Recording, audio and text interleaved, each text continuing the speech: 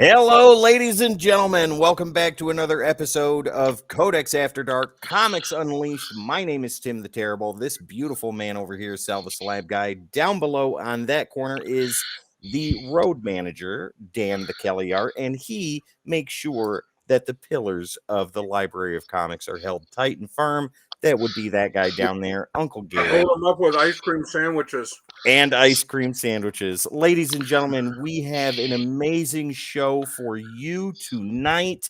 I hope you guys are... Oh, it's stacked. Super stacked. I hope you guys are excited Stacked like because Power we Girl. are... There you go. Double stacked, ladies and gentlemen. So, if you're in the chat, don't forget to drop in and say hello. We would love to see you there.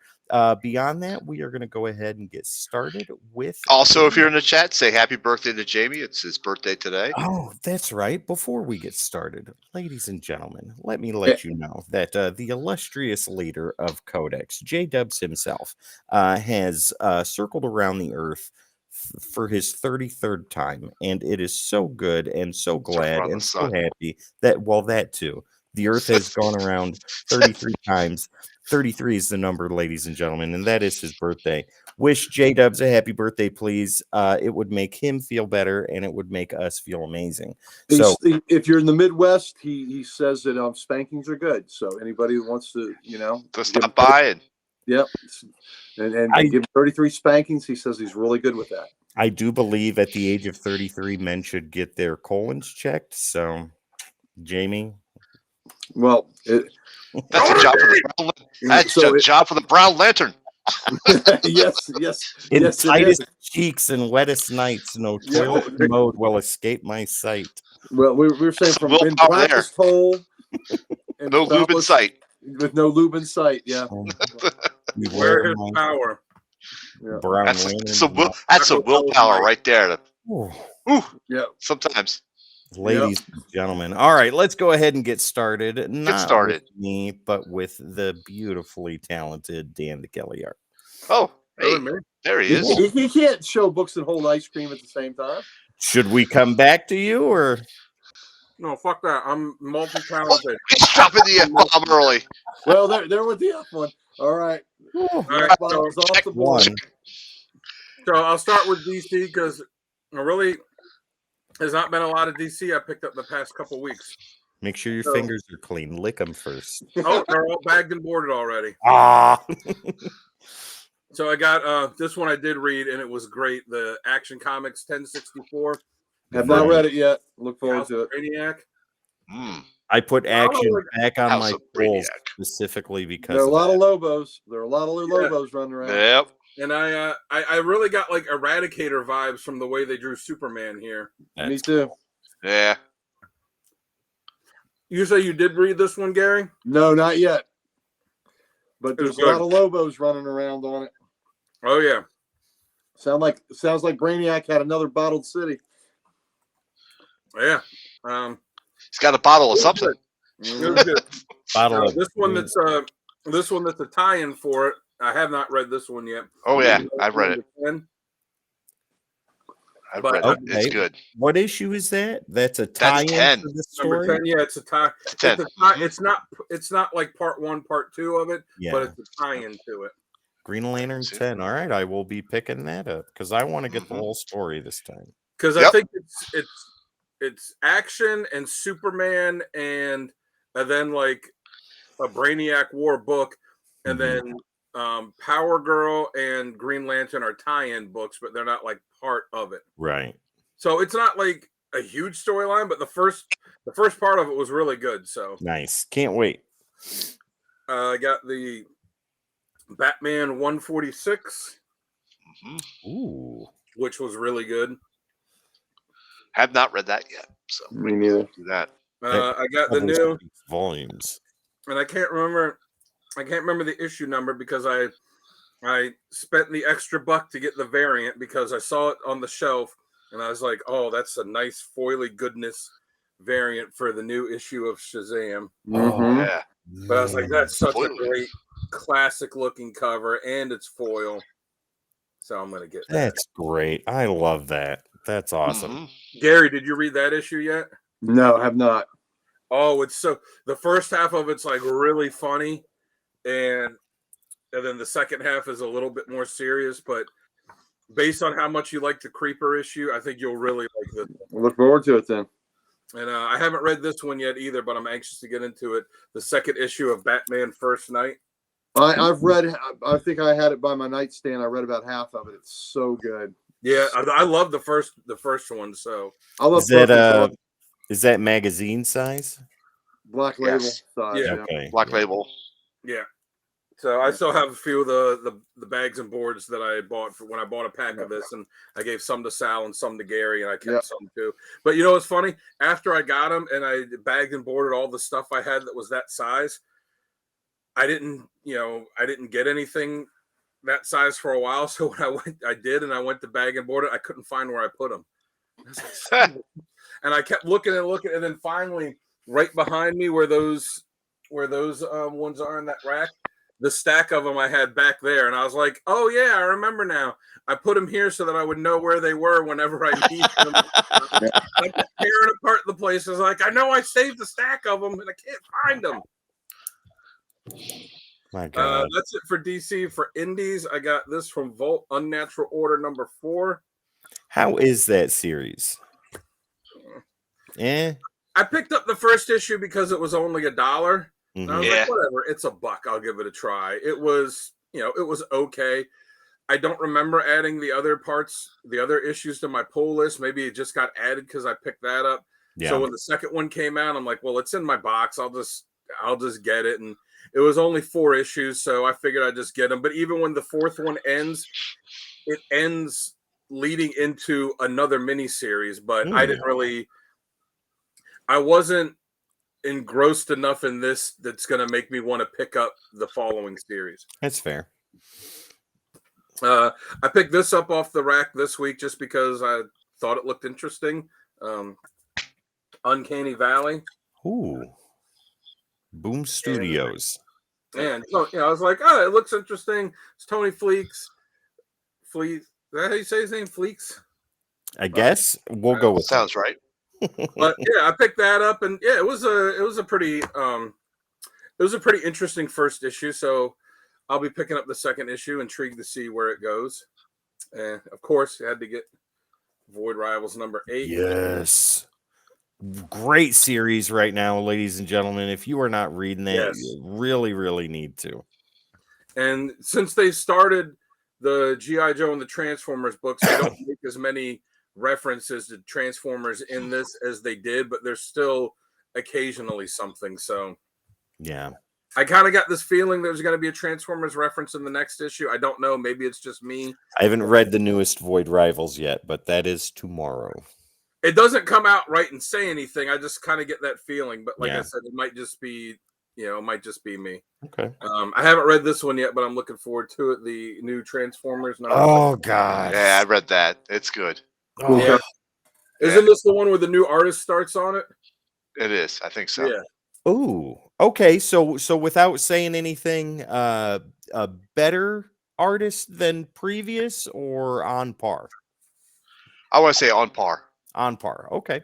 Well, because Daniel Warren Johnson was writing it and drawing it, and now he's just writing it, and they had another artist come on too. Is it that same heavy cartoon style, or? It's like it's like a rough, type of drawing. Okay. So I guess you could qualify that as heavy. Yeah. All right, I got first issue of Geiger, the ongoing series. That is a great book. Yeah, I've been loving this. I'll be honest. I liked it, but I also know it's Gary Frank, who is a fantastic artist, who is also a fantastic artist that cannot meet regular deadlines. So we'll see how long it goes as a regular series before they either skip a month or have a fill-in artist. Because as much as I like Gary Frank, that's the reason that Doomsday Clock got delayed. Oh wow. Mm-hmm. But I'm digging it. I'm happy it's ongoing. I also got the blank sketch cover for it because I kind of had an idea of what I would do with it. So nice. We'll see. And then the other Ghost Machine books that came out this week was the Red Coat #1. I like that a lot too. Yeah, I read this. It was really good. So what's the premise behind that? This one, it's a guy that was a fought for the British Army in the Revolutionary War, and the founding fathers were doing this ceremony type cultish thing where they were going to make Ben Franklin immortal, and this guy had accidentally fallen, was like hiding in the church from people that were after him, and like fell into it, and he got made immortal instead of Ben Franklin. But he's kind of cowardly and kind of a shithead. Well, the book says kind of a tool.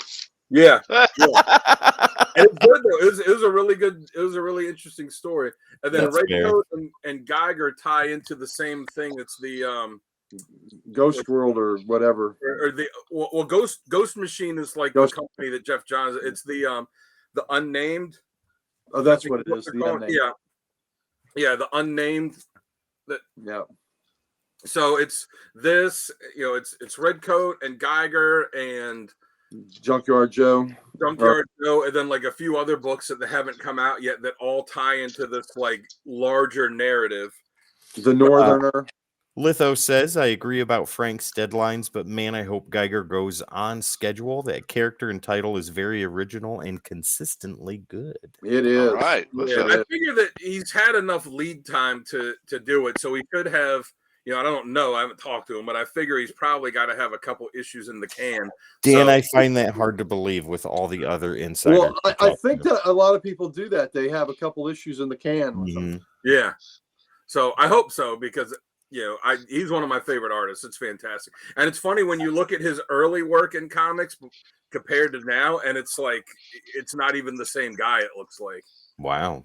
Not that his early stuff was bad, but the stuff he does now is so spectacular. Nice.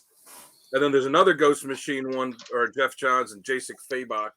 I love that book. I have heard really good things. And the ending of this, I did not expect at all. Based on the preview and what I'd read about it, did not expect the ending to be the first issue. Rook Exodus. Interesting. Okay. Yeah. I'm writing a lot of stuff down. And all these books are $3.99, and they're a good quality.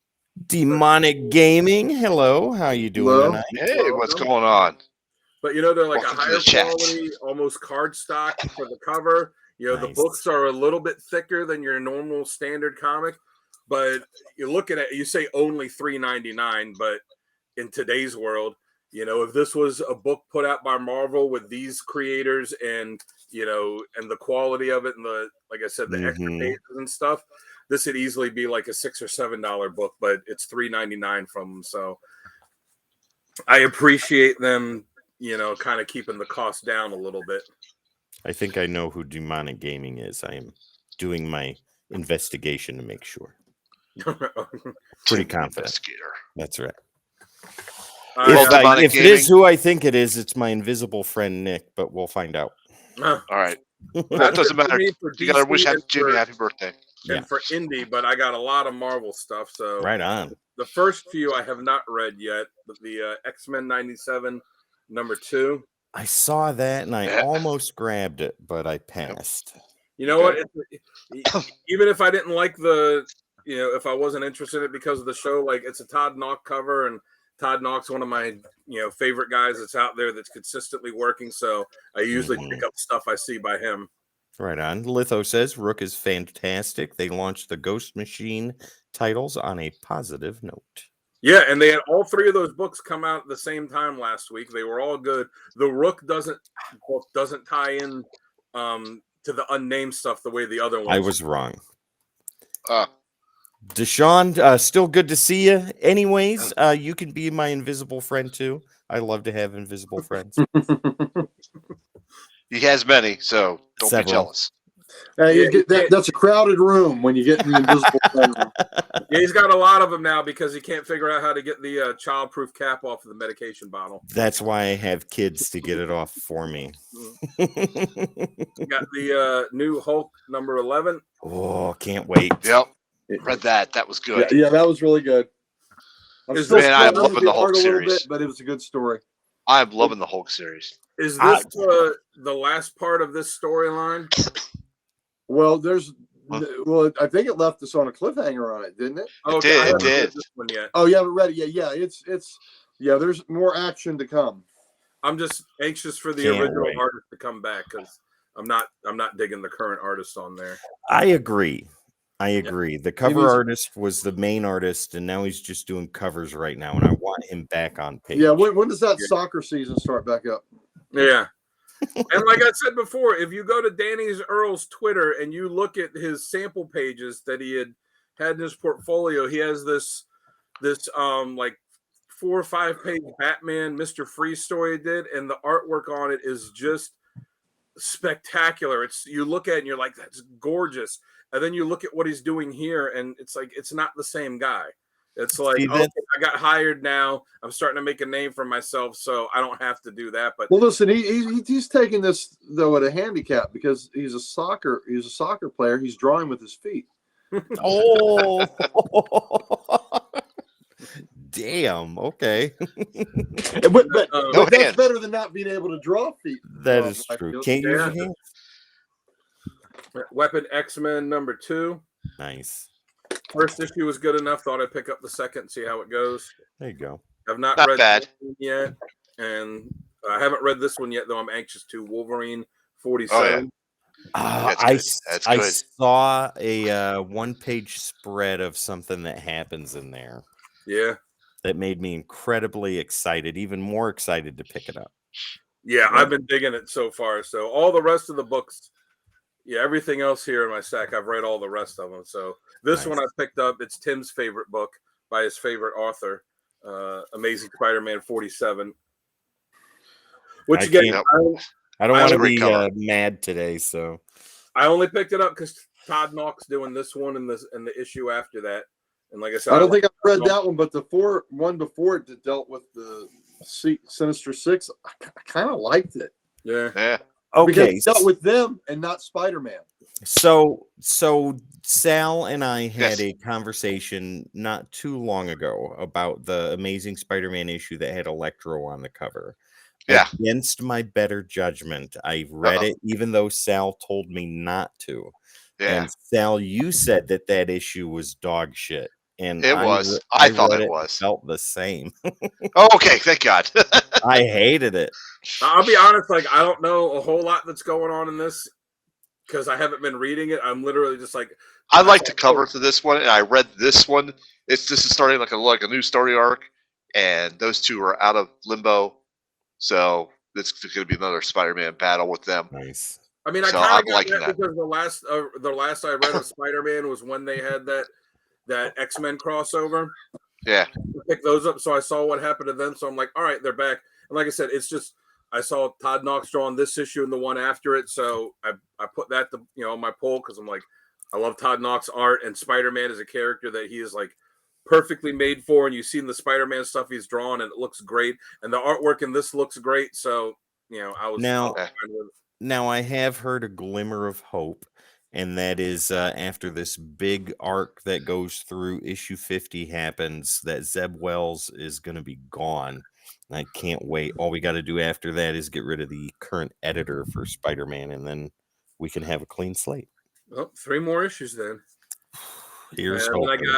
I got this one as well, but this is past Spider-Man, the Spider-Man Shadow of the Green Goblin. Oh, yeah. Like that book. There's some cool variants I got with that. Yeah, this one, shocker. What? But yeah, this one was good. The cover, the artwork inside is really good, but the cover artwork I thought was just spectacular. I love that corner box, that Ditko corner box. Yes. Yep. And and it it takes place well in the past of Spider-Man, so it's without the all the stuff they've screwed up with him recently. Right. The Ultimate X-Men 2, I did not enjoy the first issue of Ultimate X-Men, but I thought, you know what, I'll give it the second issue. I'll pick it up and see. Did not like the second issue either. Really? Oh gosh. I didn't like it. I don't like manga. I am not a fan of Peach Momoko's art. I know that she's writing this too, but there's a couple spots I think you could tell that because she's writing it in was she Japanese? Yeah.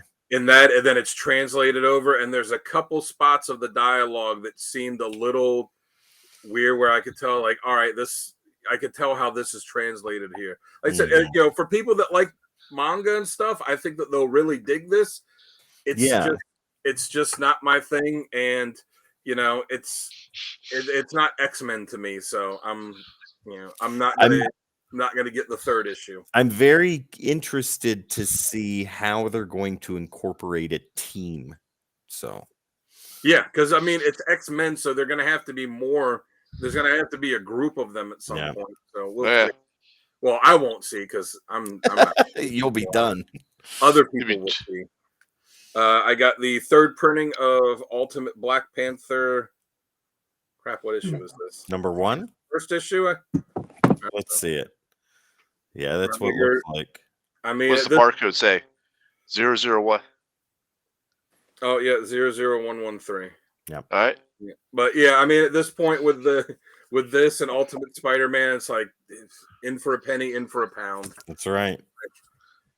Because you and I both know sometimes it's like that fourth and fifth printing that are the ones that end up being money books 10 years down the road. Yep. So, and speaking of that, I also got the fourth printing of Ultimate Spider-Man #1. Great cover. It is a cool cover. I love that cover. And then I also got the sketch variant for it as well. Ooh. So that's classy. Yeah, I don't have an inkling of what I'll put on it, but have a penciling, not an inkling. Inkling later. Penciling first. Yep. I got Deadpool #1. Thought I would give it a try. Haven't read Deadpool in a while. That's a cool cover too. Yeah, the cover's cool. I don't know when he got a symbiote dog that follows him around.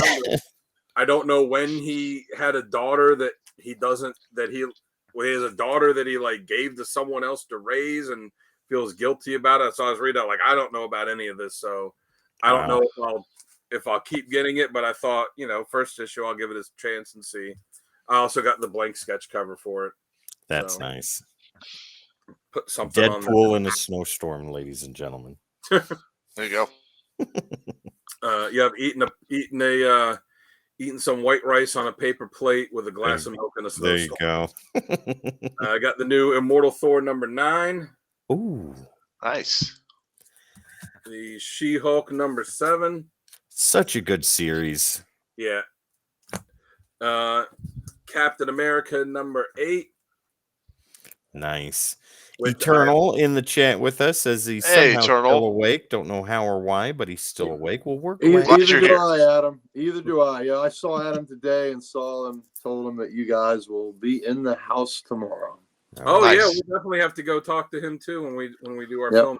Yep. And Litho says the Ultimate X-Men title isn't catching me either. It's just not my thing, and honestly, I view it as a misstep for starting a new universe. I'm hearing that more and more. I gotta agree. I get what they're doing with it. It's like trying to bring in an entirely new audience. Like, hey, we're starting the Ultimate Universe again. Let's see if we can bring this entire different audience in. I get it. It's just not my thing. I didn't like the first 2 issues. $4 or $5 a pop for these. I'm not going to keep going. If it's not grabbing you by issue 2, it's time to go. Yeah. I also got the variant for. Oh, that's nice. The Hildebrand. That's nice. Yeah. Yeah, that's great. I did not see that at my shop today, and I want that. Yes, it's nice. God, that's good. And from my understanding, the Hildebrands are going to be at Baltimore too. They were there last. I think so. Yes. Yeah, you'll see. They have like some of the original art, like the original paintings. They have there for sale. So if you've got an extra $14,000, you could walk home with one. Start saving now. Start, what is it Mon Comics does? Like, all right, man, what is it Brandon does? Like, all right, let's start turning in soda cans. Yeah. And the last book I got is Vengeance of Moon Knight #4. Nice. Yeah. Dig it. I don't know. Have you guys read this one yet? I have not. Not yet. At the end of it, I won't say who it is, but at the end of it, you find out who the new Moon Knight is. Ooh. I think they're hoodwinking us. I don't believe that it's true. Yeah, I don't know. All right. Okay. Gotta read it now. It Yeah, did make I'm an interesting interested. last page where you're like, oh, I can't wait for number 5. Well, all right, Dan, that's all you got for polls this week? Well, that and also a VHS Oh. copy of Hercules in New York. Featuring Arnold's original. Original audio track. Yeah! This isn't new. I've had this for like 20 years. Wow, that's amazing. But it's sitting All right. beside me, and I know it amuses Tim. So there you go. Are those the Elf Quest guys? Pam says. Pam, what are you referencing? I'm not like the Hildebrandt brothers. Let me know in the chat what you're talking about because I'm not quite sure. Yeah, the Hildebrandt brothers were the guys that painted after Jusco did that first Marvel Masterpieces set. Yes, they did. The Hildebrandts did three. Did they do? Yeah. I think Jusco did 1 and 2, right? And then Hildebrandt No. did 3. Jusco Did they did do 1, 2 was various artists, and Masterpieces 3, I think, was all Hildebrandt brothers. And ElfQuest should be Richard and Wendy Penny. Right. P-I-N-I. Yeah. All right, ladies and gentlemen, we are moving right along. I will go ahead and show you what I got for hot new books this week. Then we will go with Gary and Sal. All right, so DC, let's see here. We have Birds of Prey number 8. Yep. Ooh, yep. Beautiful Archer book. or Chow? No, this No. is who is this? This is Chew. Derek Chew. Chew. Chew. Yeah. Derek Chew. I said Chow. Love it. Chew. Yep. Yeah, absolutely gorgeous book. Oh, I thought you said chewed. I was like, did your dog get a hold of it? Pam says got it totally wrong. No worries, Pam. No worries. It's all right.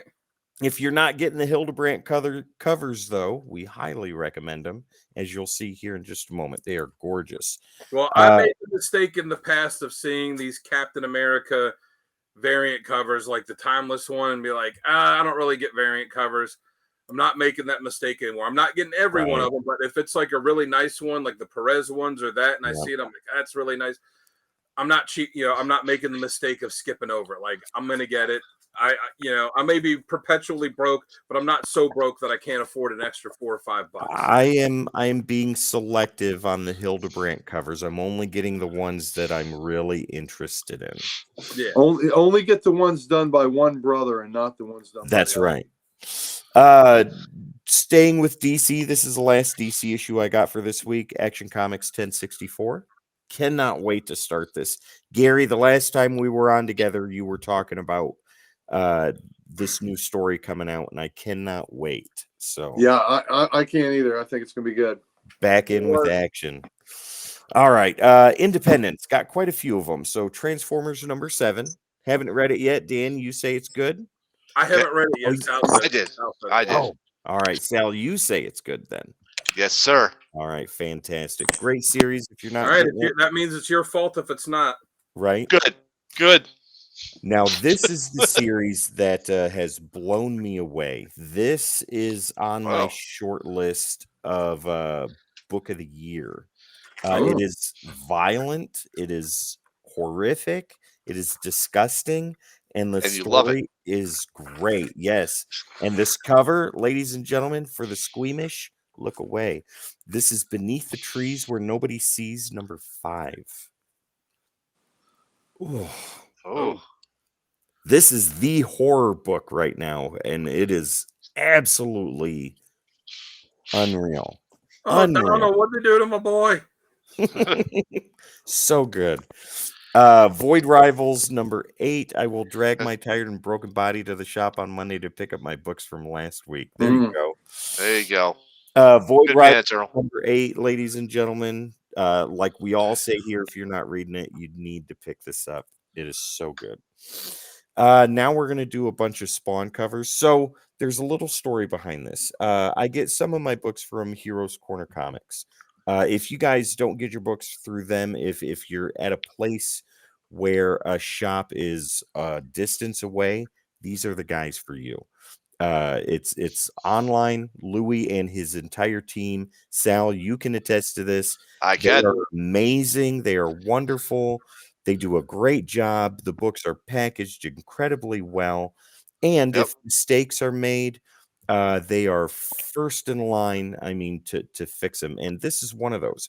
So, Sal, you remember the 350th issue spawns, right? Yes. Yep. Yep.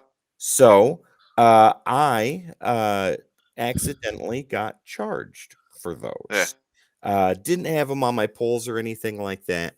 And I was looking through the invoice that they sent out, and I saw it on there, and I was like, "Huh, okay, well, what the hell? I'll do it anyways." So I paid for it.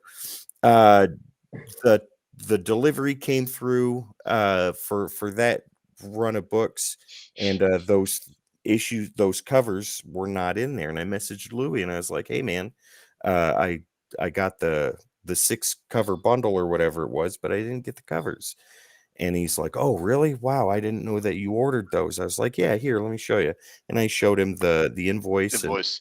all of that stuff, and he's like, "Okay, I accidentally charged you instead of the other Tim that ordered these. We Oh, can do." there's another Tim. Yeah, he's like, "We can do one of two things. I can refund you, or you can keep the books and be able to bid on the McFarlane signature exclusive." I was like, "I'll keep the books." I said, I'm very happy with the covers." So he was like, "Okay, cool." And they came in this week's bundle. So here they are. Spawn 350. This is cover A. Very Nice. cool. Nice. Yeah. This is cover B. This is McFarlane. Look at that. Oh, I like that one. Yeah. Yeah, Yeah. that's cool. I dig that. Cover C. I don't know who did this cover. That one's cool. Oh, I like that. Yeah. Yeah, that's Um, really cool. It's not Booth. I don't know. I don't know who did this one. This one's really neat. I dig this one. Look at that. Yeah. That's that's nice. cool. Yeah, Yeah, I think that's the Booth cover. I believe so. Yes, this is Booth right there. Yeah, Who with that issue took over as the primary as the artist. main artist, and you'll be able to see an interview that me and Sal did with him in the coming weeks on That's right. the Codex. As soon as our editor gets it done. I don't know Oh. who that would be. Here is another cover. Look at that one. More. Oh, I like that one. That one's Nice. good. Yeah, that's the one that I like picked. that one. Very cool. And The this contrast one, in the black and shadows is great. yeah, this one is the sketch cover, and this is gorgeous. Look at that. Oh yeah. Yeah, Very nice. that's cool. So there's that bundle. Louis, thank you so much, man, for letting me keep those. Very happy with them. Moving on to So you Marvel. said so they're doing an auction for that one. I believe they already did it. Am Oh, I did right, they? Did. Sal? Yeah. Yeah, they did. Yeah, that book was out of my financial wheelhouse anyways. So, but Avengers number 12. Nice. McKay's doing a great job on this series. Super excited. Richard, good to see you. So sorry you're late, never late, always Yeah, on time. Richard. What's up, Richard? And Demonic says How you Spawn doing, and the Punisher were my first comics. That's awesome. Nice. That's great. Here's some That would be a good Hildebrand crossover. covers. Oh yeah. Oh And yeah. I think they've done it, haven't they? I They don't did- think so. No, they did Spawn and Batman. Yeah. And I thought they did Batman They did Batman and Punisher. Yeah. Batman and Punisher. Yeah. All right. Like Here's 6 degrees of Kevin Bacon. Yeah. Here's some Hildebrand covers for you. First, we have the Human Torch. Oh, that's Z awesome. Torch. That's a nice one. I like that one. Yeah, I dig that. I That have is that one too. Fantastic Four number 18. Yeah. Very In gorgeous. Fuego. Yeah. What? Something. In Fuego. Yes. Fuego. El Caliente, ladies and gentlemen. This one is very cool. Equally as cool as the Captain America. This is Wolverine Madripoor Knights number 2. Yeah, Oh, I that's got that cool. one as well. I like that one. That was like when that card set came out. That card was one of the main ones Yeah. they used in promoting it. Yeah. That was a hot Hot. card. Yeah. Yeah. Incredible Hulk number 11. Can't Mhm. wait to get Yep. into this. That's one of my favorite series right now, Gary. Thank you. Yep, you're welcome. Glad y'all jumped on the ship. Oh, yeah. Sensational She-Hulk 7. Also one of my favorite series. This is more of my comfort read than anything else. I love Did you it. read that one yet? Nope. Tomorrow is comic book reading day with coffee. Vengeance of the Moon Knight number 4. Dan, with what you've been saying, this will go on the top of the list to read. So, but that cover is amazing. Yes, it's so Love it. good. Love that cover. And then we have Ultimate X-Men #2. I was 50-50 on the first issue. So I'm gonna stick it out through at least the first storyline and see how it goes. All right, Gary, what do you got this week for Hot Pulp? All right. Well, it was a dual week since we got last week, so I'm going to go the ones that we've seen pretty quick: Spider-Man, Thor. Thor. Yep. It's a Thor. good Enchantress cover. It is. Alex Ross. X-Men. Got some Poison Ivy. Ooh, very nice. There's a cream for that. Cream for that. Yeah. Yeah. It's been a good book. Shazam. I love that. You're cover. really gonna like that issue. I know it. Yeah. I think now that I did read this, I had forgotten that I had, and it is a lot of fun. So You have the whole stuff with the house in the beginning. Is like, yes. oh, Yeah. that was great. Not your question. I'm the only one reading this book, but I just dig it. King Kong: The Great War. Nice. That's cool cover. Is that a Jay Lee cover? That is a Jay Lee cover. Yep. Yeah. Yep. Got my Jim Lee. Going from Jay Lee to Jim Lee, big Barda cover for Birds of Prey. That is an awesome Big Barda cover. It is. And of course, here's the regular. Yeah. Then Big Barda did not make yours or Jamie's JLA list. My JLA list was total chalk. The first 10 members. Ladies and gentlemen, if you haven't That's seen the awesome. top 10 episodes cool we're Batman. talking about, go check it out. Go is check available it now. out. This Check is it out. This is Batman on Horseback by Lee. Jim Lee. Yep. That's such a cool cover. I didn't see that one in the shop. Yeah, it's really cool. Yeah, well, these were the Jim Lee ones I had to put in to get them all. There's the Batman. And yeah, and if you like the Justice League top 10 Jamie and I did, then we'll get our special deal so you can go see the Sal and I did a great top 10 the other night that we had each other in stitches. The top 10 reasons why the Beast should be an Avenger / X-Man. So, Let me show you the pictures they used, ladies and gentlemen. Bear with me. Oh And I yeah. love the graphics in your video too. The one Yep. with all the characters up, but the thing at the bottom for each character where it said what their first appearance was, I thought that was awesome. Yeah. Oh, for the top 10? Yeah, for the JLA. That took me a long time to do. Well, it was really awesome, Tim. You did a great job on it. Oh, I haven't seen it. I did. I love Thank the you. comment on What the he did. video that's my top 10 JLAers that weren't on either one of your lists. Yeah. Well, like I said, I went chalk. I'm the traditionalist on this channel, so I had to go tradition. Power Pack, written by the wonderful Louise Simonson, who I had a very nice few minutes with today, chatting with her. She even asked me, well, about my collection and how do you store it? I said, how do I store it? See some pictures, and she scrolled through my phone looking at pictures of the library of comics, and she was suitably impressed. Should have asked her for a tour. I told her Yeah. anytime she wants a tour, or Walt can have a tour. So there we Wow. go. To have that's Walt cool. and Louise in there, Gary, that would be amazing. It would be amazing. Yeah. So, but I made the offer. Moon Knight. Moon Knight 4. Nice. Oh, and I got the Moon Knight vampire homage. Ooh, nice. And this Homage. one, which is really cool, is the only Bernie Wrightson Tomb of Dracula cover he did. Oh, wow. So I really like how on the homage covers now, on these Dracula ones, at least they're putting the original cover on the back. I hope they start doing it for all the covers they do an homage to, because I'm always telling people, you know what cover that is, don't you? And they're like, oh, I don't know. So if they can turn it around and see, I think it's, it adds something to what you're buying. Captain America. Nice. The Captain America vampire cover is great. Oh, yeah. Yeah. That's awesome. Wow. The Tomb of Captain America. I think we might still have some of these at the shop still. Who is the cover artist on that? And there's the original. Wow. Yeah. Well, Yeah, put Okay, on. get the specs. So it's gonna put the special. That's what happens when you get old. The- Variant cover.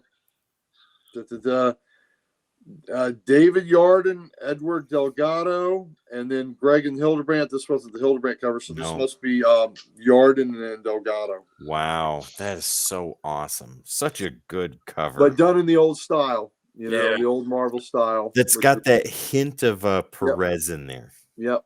But which is, you know, that was the one they took Yeah. off on. Wow. And the aforementioned Hildebrandt. So good. That's a great one. Yep. There was That's another cover one of of the the main year. cards that was in that set that they advertised with it.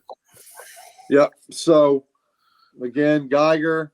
Now Dan's were in bags, so you couldn't see that red coat. Oh yeah.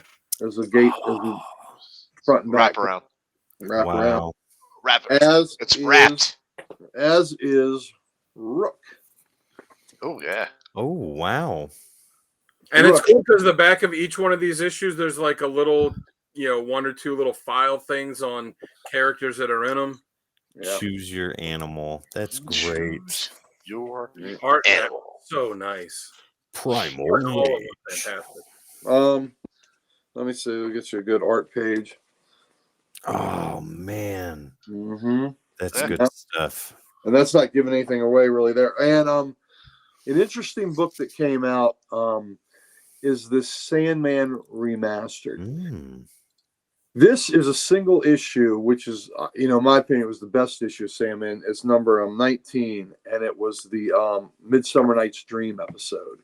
And it was penciled by Besson. This has been recolored, you know, Oh, in the way wow. that they wish they could have done it back then by the colorist. And they got a chance to do it again. And it is just really a fantastic issue. And one of my favorite Shakespearean plays is A Midsummer Night's Dream. So to have this portrayed in here was just really, you know, that made this. Man, that looks really Yeah. good.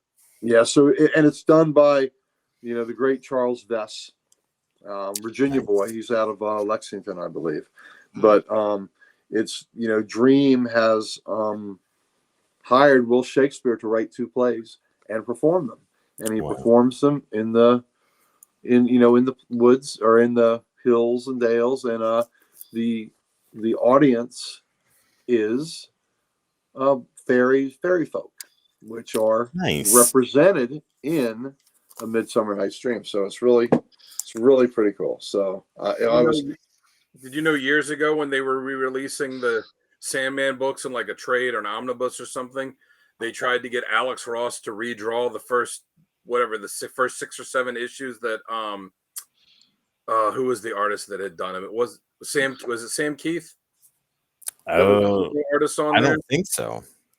I didn't know it was. Well, why? Why did they want Ross to do it? Because like, you know, Keith wasn't happy with his artwork on it, you know, at the time, which is why he left. Like, he left the book and switched from being the penciler to being the inker.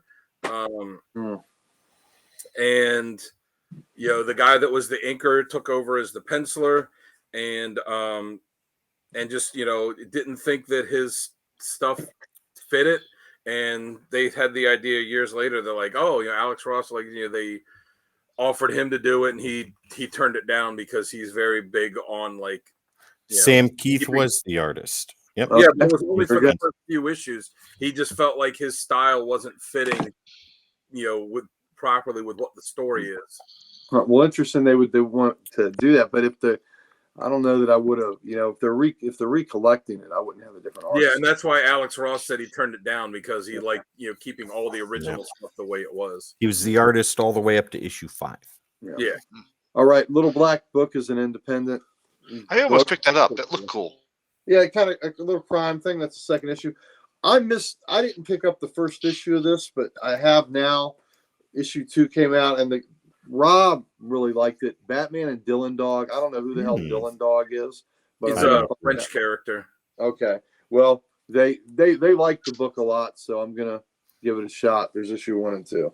They did a movie a few years ago where Brandon Routh played Dylan Dog, but I know Okay. they changed they changed him a lot in the movie from how he is in the comics. Okay, well, I have no reference point. He's a Suicide detective. Squad. Dream Team. Nice. The new Outsiders. Is that issue 6? That is issue 6. I have heard good things about that issue. Okay, well, I look forward to reading it. Lobo. A lot of Lobos running around with Superman. Everybody's got some action in their stack. Here we There you go. That's cool. Mm-hmm. There's a variant. All right. Also got this Peach Momoko X-Men cover, but it really should be called X-Man, I believe, because there's only one X-Man that I've seen. And that's 2 now, according to the cover. Yeah. I have not read this issue yet, so I don't know what to expect yet. Except I can tell you. Yes. Yeah. Nothing good. The artwork looks nice. Yeah. Fantastic Four. Oh, that's cool. Yep. Almost like a old.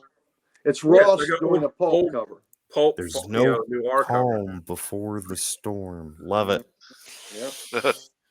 Also, the Hulk. Oh, you know what? Maybe this does wrap up because I read the issue before this, and I guess I got it. Or did I read this issue? I'm so. They just need to bring World War II Ghost Rider back. Yeah. Okay. I have not read this. I haven't read. I know Ghost Rider 44. Yes. Iron Man. That was good. That was good. Yeah, I've liked the Iron Man tie-in with what's going on with the mutant world. So I think that's been really good. Resurrection of Magneto. Nice. And see for Sal, who didn't think the Avengers ever helped out the mutants the other night, Iron Man helping him out. Yeah, Iron Man's helping. That's true. Weapon X-Men, and it only took him like 70 years. Yeah, but Wow. you know what was really nice of Emma Frost is to break Tony off a piece. Wait, say it one more time. I couldn't hear you. It was nice of Emma Frost to break Tony off a piece. Since Yeah. There you go, Tony. There you go. There you go. It was good. That was good issue. That was good. All right. Some facsimile greatness.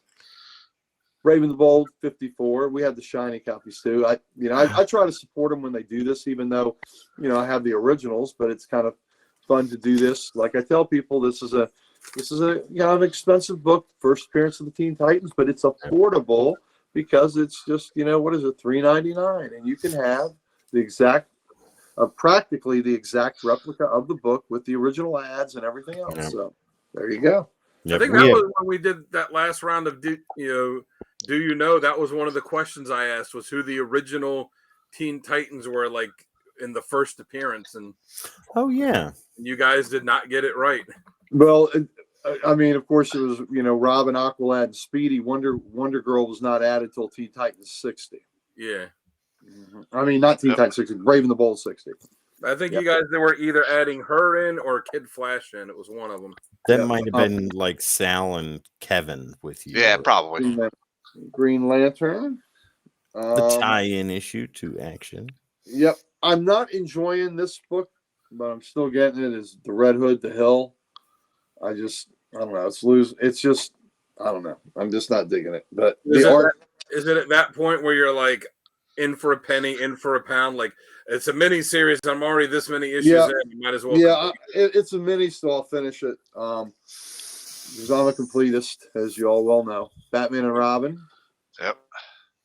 And the other Jim Lee cover from the week. That's nice. That's awesome. I like that.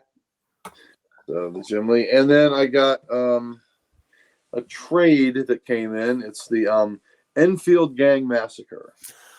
Oh, I remember when that was on shelves. I never got a chance to read it. Yeah, so I got it as a trade. It's a Western, baby. Wow. Nice. Love me some Western. So I'm looking forward. I didn't read the original stuff, so I'm looking forward to reading this in trade format. So those are my current books. All right. Sal, take us home with the current books of the week, if you please. All right. So I got a nice stack for you to go through, and I got a little bit of a reduced stack of Heroes Corner comics, which I'll show you. I've got Transformers #7. Excellent book. Definitely check that out. Everybody needs to be reading that. Picked up Redcoat, but I have not read it yet. You've not read Redcoat? I have not read Redcoats. And I have not read Rat City yet. Are you blue because you haven't read Redcoat yet?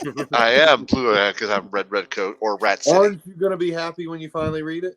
Maybe he's I will be green orange. because I it's will a be new orange. series.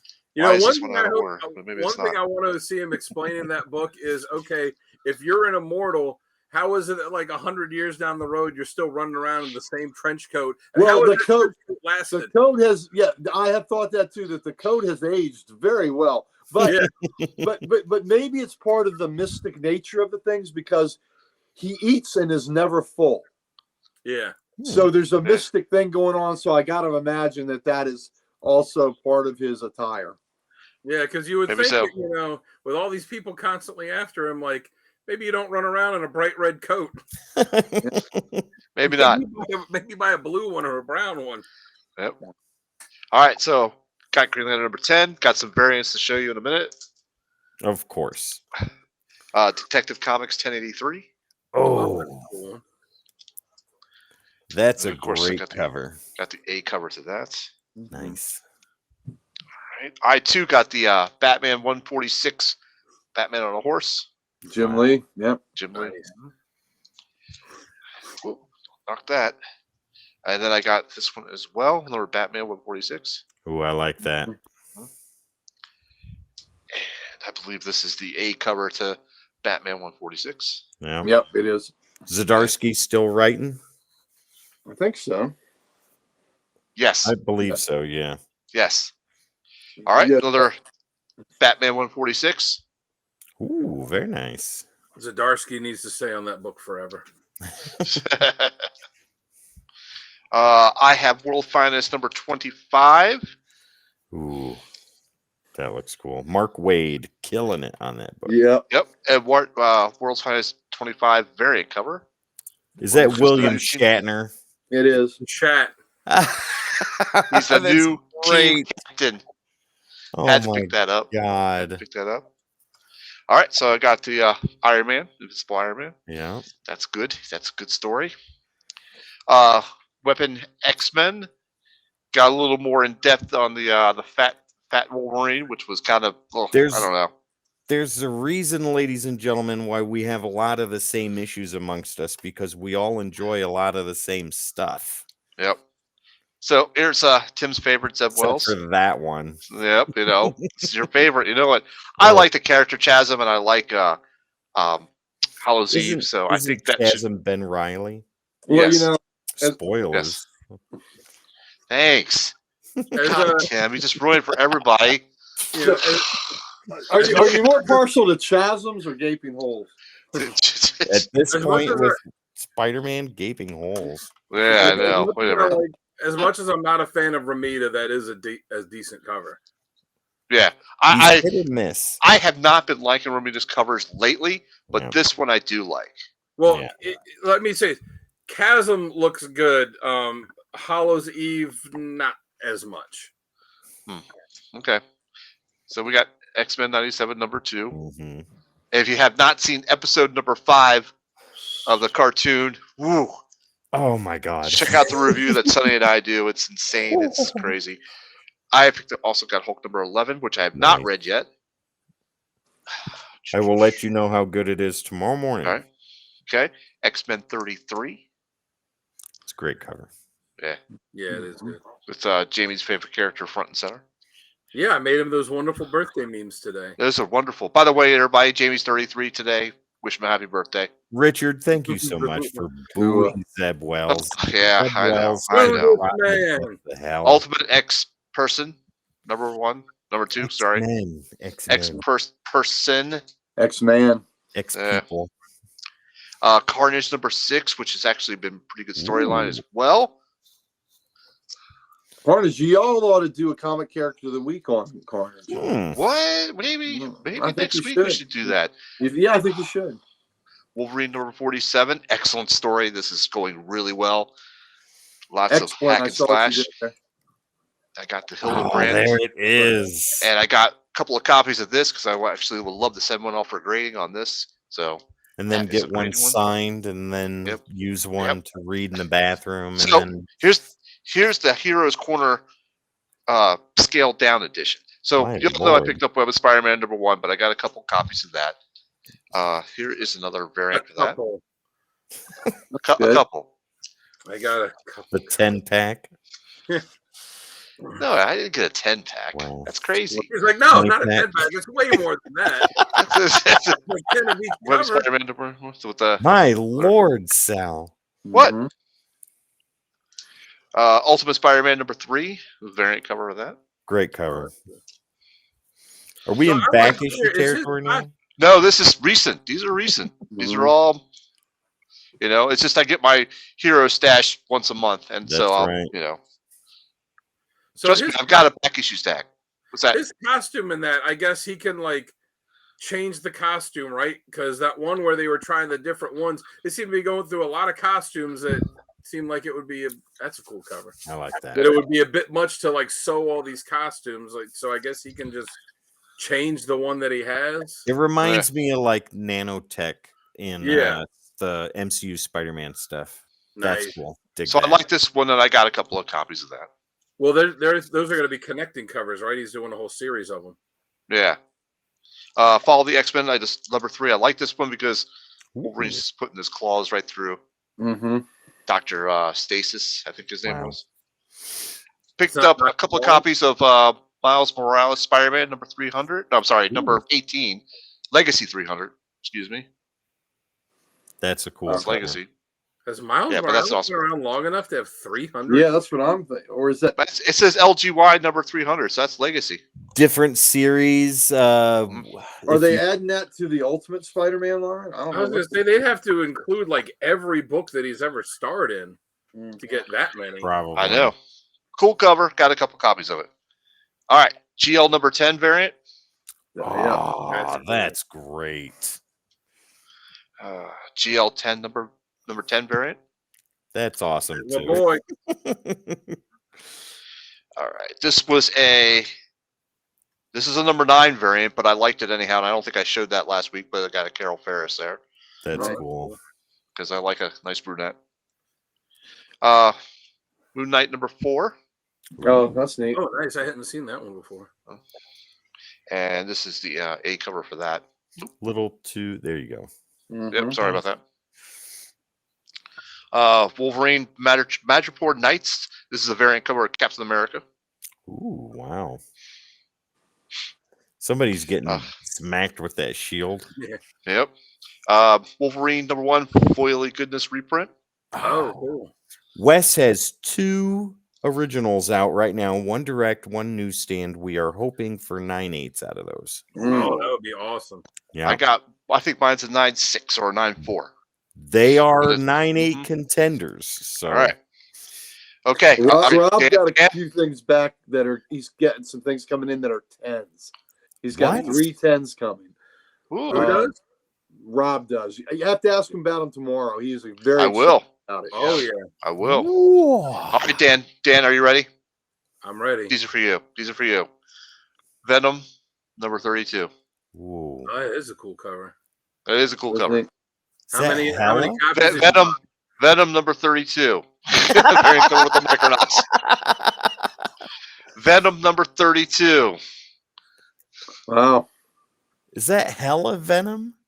Yep. Oh, That's a I hell, get it. hell of a villain. Yep. Hella good book. So Meridian. That's it's the future version of Bad Guy. Wow. I accidentally picked up a second copy of #32. So there you go again. Let's look at that. Accidentally. Okay, so that's it for my Venom variants. I have a Secret Wars Foily Goodness. How many was that, Dan? 7? That was 4 that he showed us, but he accidentally picked up an extra one. And he Yeah. only had Yep, 4. accidentally. Spider-Man Shadow of the Green Goblin. Oh, that's a cool cover. Mm-hmm. I like that. This has some lots of good cool covers here, so I got the lot. I like that too. Nice. And got this one. He's actually coming out of the back of Norman Osborn's head. My lord. All the pumpkin bombs back Mhm. there. That is grotesque. We got a and blank beautiful. green cover Ooh. for the Greeny Goodness. Was this a duplicate of what I got earlier? No. It was not. It's not. It's still part Gotta of the. make Still sure. part of the. Yep. There we go. This is With that this is ditto the A corner cover. That's box. the A cover. Yeah. Yeah. That is the A cover. Eternal is also Oh. curious, Gary. 3/10s of what? We will Yeah. find out next week. We'll find out next yeah, week. Yeah, we'll just find out. Adam, you can ask Rob tomorrow. He's very excited about it. Yeah. All right. So sorry, Venom number 32 variant cover with Spider. There's another one. That's 5. Wow. X-Men number 33. I think we saw that with Cyclops from Yeah. Center. The Hildebrandt version of that with White Queen. Oh, Nice. shit. That's That's a the great Basic cover. Instinct version. Yeah, that's exactly it what I is. was thinking. Yeah. Yeah. X-Men Forever with a Storm. You know, I You love know, those Hawk Max Storm. Brooks headshots. Mm-hmm. Those are great. All right, Doctor Strange variant cover with little Black Cat. She's about to flip out of that. Woo. Yes, she is. Her Those are suit's just gonna. tight. Those are just gonna pop right out. Keeps them where they need to Doctor be. Strange. That would be my luck power if they popped out. Oh, She doesn't right, even we'd all use be lucky. tape on it. She uses like Gorilla Glue to hold them in. Gary, quick, use your luck powers. Quick. Bam. So this is the Alan Scott Green Lantern variant for that the Red is Lantern. cool. That's The the one last- you The talked last about. Alan page Scott, of that book number is 5. great. The last page of that book is great. Yeah. Mm-hmm. And for my last book, we have the Ironheart Stormbreakers Wow. variant. There we go. All right. So That's that's the reduced stack from Heroes Corner. The rest of the short box is right over there. ladies. And it's got back issues. Yeah, we're Baby got halfway done. Mm-hmm. Ladies and gentlemen, that is our polls for the Halfway week. We're there. gonna pay the bills right now. We have got a sponsor. Gary, who would that sponsor be? Oh man, near and dear to my heart, that sponsor would be Comic Logic. If you want to catch us at the Big Lick Comic Con, come on out. We're still got another day to play. You'll see me there tomorrow. You'll see my best friend Dan. You'll see our principal owner Rob. The other owners are great employees, and you'll also see Dan and Sal walking around a little bit tomorrow too. So come over there. There's plenty of books left in the building to get. We'd love to see you. Now, next weekend on April 20th, Saturday is our 9th anniversary celebration. We'll probably have a special sale or two. That's right, 9 years we've been in business, and our business is keeping you in comics, and we have comics for you. So please come see us. We may have a refreshment or two, but we want to mainly say thank you to being great customers for us. And if this first time you've seen us, we would love to make your acquaintance. So come on in. Our big event is about 3 weeks away now. It is on the May the 4th is the Free Comic Book Day, and it is also Star Wars Day. So to celebrate the two events coming together as one, we will have from the Mandalorian, Mr. Brendan Wayne, signing autographs. Mr. Wayne plays the Mandalorian when the helmet is on. He is doing the acting. He's doing the movements around in that costume. So he is in the Mandalorian. Please come meet him. We would love to see you. For me personally, it's kind of a big deal because Brendan Wayne is John Wayne's grandson, and I'm all about John Wayne. And it is planned that he will take a tour of the Library of Comics here, and I'll have John Wayne's grandson in my house. So that's pretty going to cool. be amazing. Yeah, so Mr. Brendan Wayne, I probably won't have any Mandalorian things for him to sign, but I do have some John Wayne books for him to sign. So that to me is going to be really cool. So that's a really big event. And then to cap things off in May 19th, it's a Sunday, we have our Spring Lot Con. Twice a year, in the fall and the spring, we turn our parking lot into a mini Comic Con. We will have, I believe we've got like 26 vendors, I believe. We will have comic vendors. Eternal, I believe, will be there. We'll have local artists. We'll have local authors. And there'll be toys that you can buy. People will be selling their figures or action figures and all. Yeah. And just a whole great family experience. Dan and Sal brought their families out for the Fall Lot Con. They had a really good time. So please come see us. Like I said, books, art, toys, much more. Jewelry. I think we'll have some jewelry vendors, much more. So please come see us, and we would love to have you for that event. So Comic Logic, Loudoun County, Virginia's only comic book store. Would love to make your acquaintance if you're in the Northern Virginia area. There you go, ladies and gentlemen. Head over to Comic Logic, Loudoun County, Virginia's only comic book store. All right, we got one other thing to do to pay some bills here, and then we're going to get into some amazing back issues. Raise your hand if you'd like to win free stuff. No, that would be, yeah, everybody. All right, ladies and gentlemen, you guys know the drill. For those of you that are new in the chat or new watching this or haven't done this yet, after this episode's been recorded, you want to win this? This is Feral #1. This is the God, I'm having a brain fart. This is the exclusive cover for Nirvana Comics, ladies and gentlemen, in Knoxville, Tennessee. You know what this homage is? This homages Fright Night from the 80s, ladies and gentlemen, and you have a chance to win this book. Super easy, super simple. We're going to walk you through the steps. So first things first, make sure you're subscribed right here to the Codex Station on YouTube. Go ahead and do that. We'll give you a minute or two, maybe a little longer.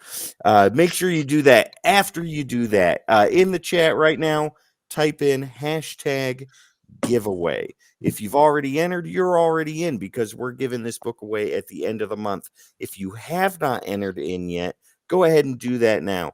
Hashtag giveaway right there in the chat so that way we can get you entered in to give this book away to one lucky viewer at the end of the month. And don't forget, ladies and gentlemen, head over to Nirvana Comics right on Facebook and give them a follow too, because without them, we wouldn't have this book to give That's to right. you.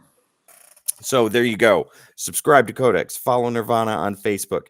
Hashtag giveaway now throughout the rest of tonight's episode. And this book will be given away to one lucky viewer at the end of this month. There we go. Demonic. Good to see that. I got you, buddy. Don't worry. All right. So let's do some back issue stuff. Oh, Mobius got you too. All right. Dan, why don't you give us a start with some back issues? I have no back issues. So tell a limerick. I'll have back issues next week. Since we're going to Big Lick tomorrow, I have Hercules in New York. Oh my God! You're gonna ride that train for a while, aren't you? Featuring Arnold's. It's All what I right. have within arm's reach. All right, ladies and Yeah, gentlemen. this movie. This is the movie. This was the first movie I made. It's such a piece of shit. Yeah. Was that his first movie, or is this his first movie with his voice? It's the first movie I made. Ever. Don't question me. Wasn't he in The Villain before that? And or did they dub his voice in The Villain? He was in another movie, his first movie, that his voice was dubbed out. Yeah, it might have been that The Villain. right there. It was this his voice was dubbed out of this. And then after he became famous, that's why it says featuring the original audio track, because after he became famous, they were like, "Oh shit, we got this movie." He did those like Pumping Iron videos and stuff, but it's not really like a movie. Right. Yeah. Okay. All right. Let's get into the some back back issues. issues. So first things first, I will show one coffee table book and a trade.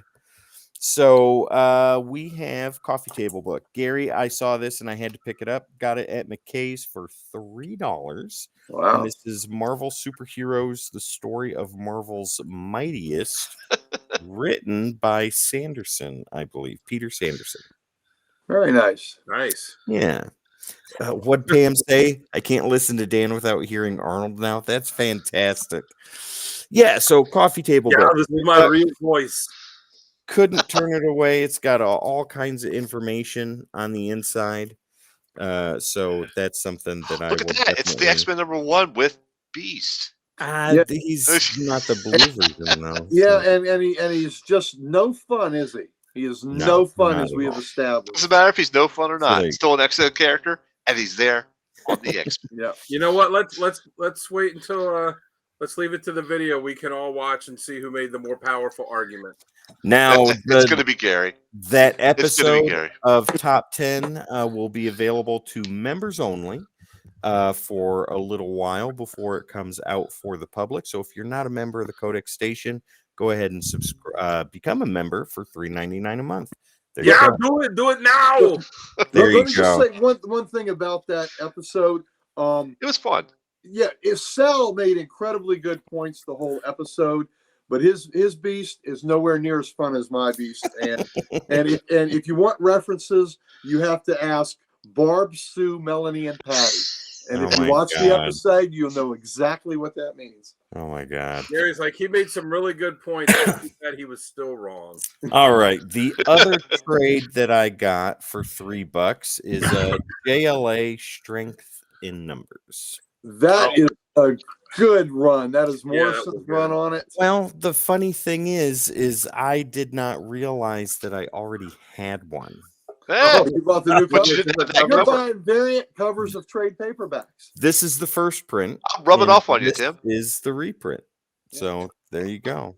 You know, the whole reason that character Zoriel is there is because they wouldn't let him use Hawkman. So he created that character to take the place of him. Really? Yeah. Which character again? The angel Zoriel. Oh, gotcha. Okay. Azrael I know who you're talking about. All right. Now, let's get into some back issues. So, first things first, do you guys remember, and those of you in the chat, do you remember Marvel the Year in Review? Yes. I do. Issue number 2. Oh, nice. That is Cap performing adult entertainment. That's the Cap you bring dollar bills to. This is the Cap that will steal your mom and your sister and your aunt. Maybe your brother too. Well, yeah, he'll show him that Star-Spangled goodness. Yeah. Let's go save freedom, ladies and gentlemen. 'Cause Okay, remember what they Cap. said in the movie, man. The That's price of America's freedom bad. isn't free. There you go. Freedom costs $1.05. Now, here you go. This is officially the oldest comic I have. Got this in a small group of books, most of which were destroyed. But this is one of the ones that was not, and it's in a very solid shape. Guys, I showed this to you off air. I'm going to show it again. This is from 1946. This is Roy Rogers Comics number 124. Take a look at that. That is great. Roy and the horse he rode in on. That is very true. And what'd you say, Gary? That's a old Dell Old logo? Dell, that's right. So a lot of people aren't familiar with that Dell logo. They're familiar with the box, the corner box, but that is the old Dell logo. Yeah, you got that right there. There you go. Yep. 10 cents, 1946, and this is surprisingly nice for its age. Beautiful photo cover. So, Right after they took that photo, he turned that into a cheeseburger in his restaurant. Moving forward. I'm sure he got good glue out of that too. Oh my God. And the gummy Jello. Gummy Yeah, worms. Jello too. Wow. Hey, for anyone out there who's not eaten at a Roy Rogers, it is the superior fast food burger place. It is. Everything there is delicious. Well, there you go. All right. So now we're getting into some back issues. Red Tornado number 2. This is issue 2 of his 4-issue series. Yep. Yeah. It looks like he's falling to pieces. He's having a hard day. Yep. He listened to Patsy Cline, and that was all he could do. Here's some Justice League action for you guys. This is issue 197. Perez.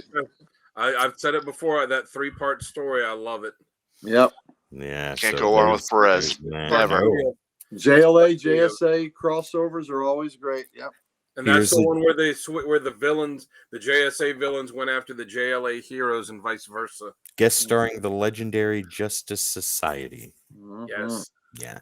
Here's another one for you. This is issue 232, and I love this cover. Yep.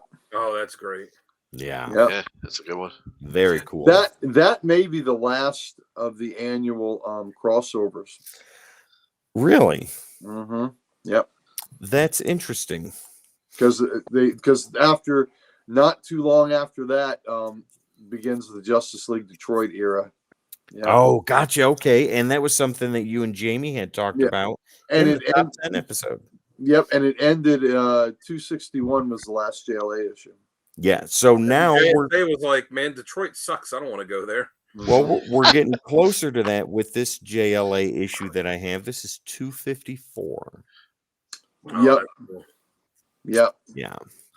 All right. Let's go with something a little more modern. This is Green Arrow #1 from August of 2010. I love that. Great It's cover. that youth doing the art on there. I love that art. That Yeah. is gorgeous. That is Yeah, a those are- great, beautiful cover. And I paid $1 for it.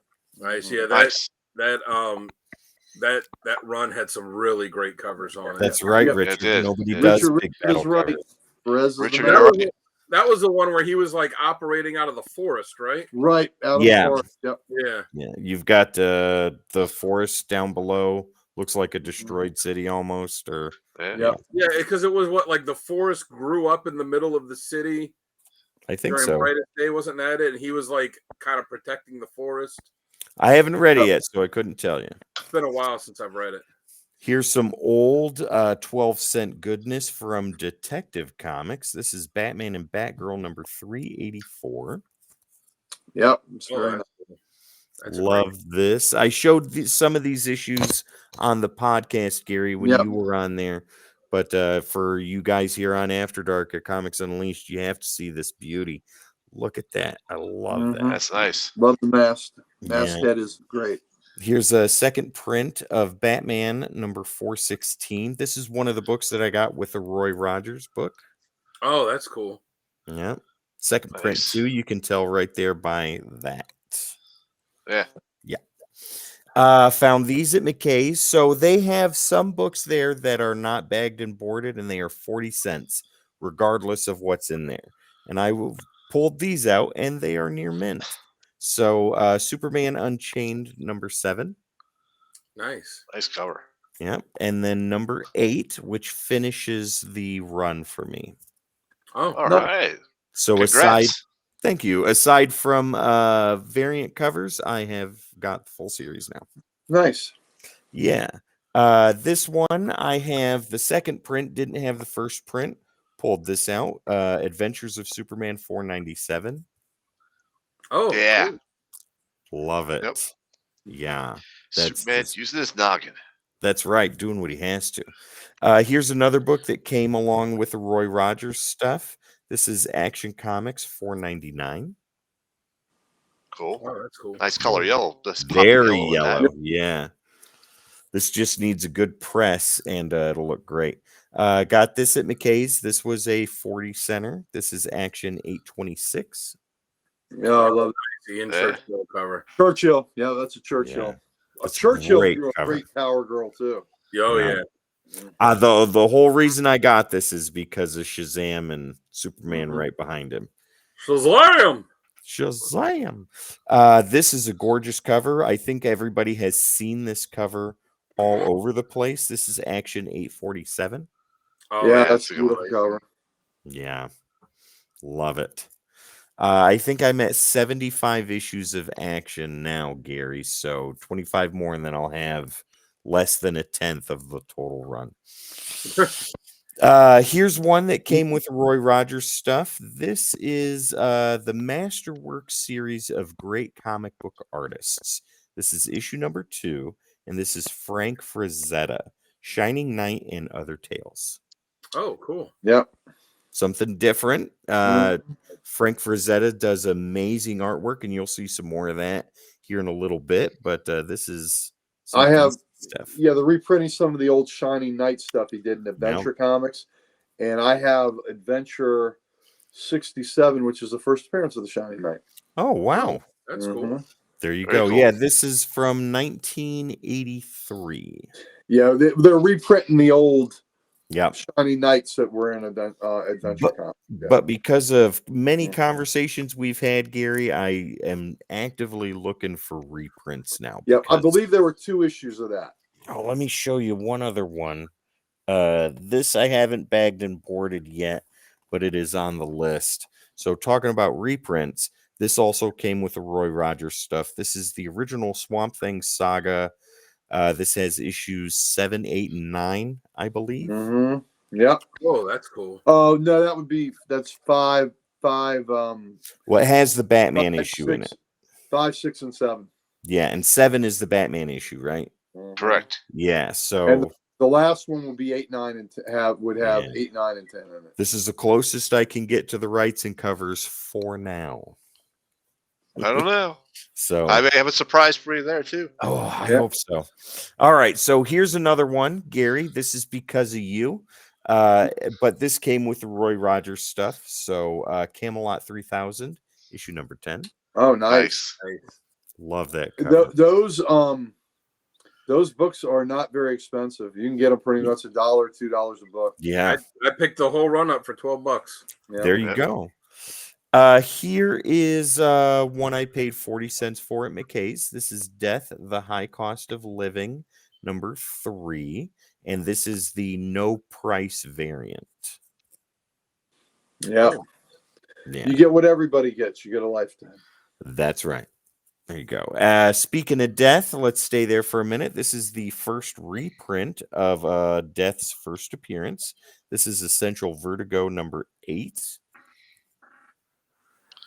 Cool. I love it. Not too bad. This also came with the Roy Rogers stuff. This is a $10 book. All right. Here's one I got at McKay's for 40 cents. This is second official published Ron Lim artwork. This is X Mutants number 2. Nice. That's cool. Ain't that something? Yeah. Very different than what he does now. Yeah. But yeah, not too shabby. Excuse me. Had that video game. Dan, these are for you. This is G.I. Joe Yearbook number 3. Oh, that's such a cool cover. Picked that up at Nirvana today. They made Snake Eyes look jacked in that too. Oh, yeah. In that cover. This issue number 2 of Order of Battle finishes my run for that. Nice. Yeah, that's the one with Rocky in it. Yep. Right. Okay. Adrian. Got a later issue G.I. Joe 128. I like Oh, that. nice. Not too bad. Andrew Wildman, I think, was the Later art on that. J. You may or may not be correct. Yes, you are correct, Wildman. Because he went to G.I. Joe after Transformers ended. That's right. Yeah. This is G.I. Joe issue 0. I just love this cover. Paid $1 for it at McKay's. Look at that. Oh, Yeah. That's I neat. like that. Cool. Then we have Spawn 62. Beautiful Greg Pulo. Nice. Yeah. This also came with Roy Rogers stuff, has a certificate of authenticity. This is Slain the Horned God, signed by the writer and artist. I cannot remember his name, though. Simon something. Look at that right there. Absolutely Very cool. Simon Bisley? Yes. Oh, it's Bisley. He did a lot of Lobo work. Yep, that's right. Yeah. So that is his signature. He's a Brit. Yeah. I was going to say, as soon as I saw that artwork, I'm like, is that it? Like, that looks Yep. like Simon Bisley's art. Is that Bisley correct. art? Yeah. That is Bisley art. Now, here is the other Frank Frazetta stuff. These also came with the Roy Rogers book. This is Death Dealer number 1. Glenn Danzig, Simon Bisley, and Frank Frazetta. Look at that. Oh, that's a great cover. I love This that. book, graded at a 9.8, has an astronomical value to it. Unfortunately, this will never see that because as soon as I opened it up, the glue that is used for this square bound didn't hold, so the pages are all but hanging on. Oh, that's So it presents well, Yeah. and that's it. Then we have Death Dealer number 4, and I really dig this cover. Oh, I like that too. Yeah. Yeah, that's cool. So there we go. Got a couple more, and then we are all done. We have the Ashcan issue of the Incredible Hulk Wedding. Oh, such a fun issue. Right? Mm. Gary Yeah. Frank. I'm on an Yeah. Ashcan kick right now, so Yeah, that's what I said. Look at his artwork there, and then look what he's doing now. It doesn't look like it's the same guy. really.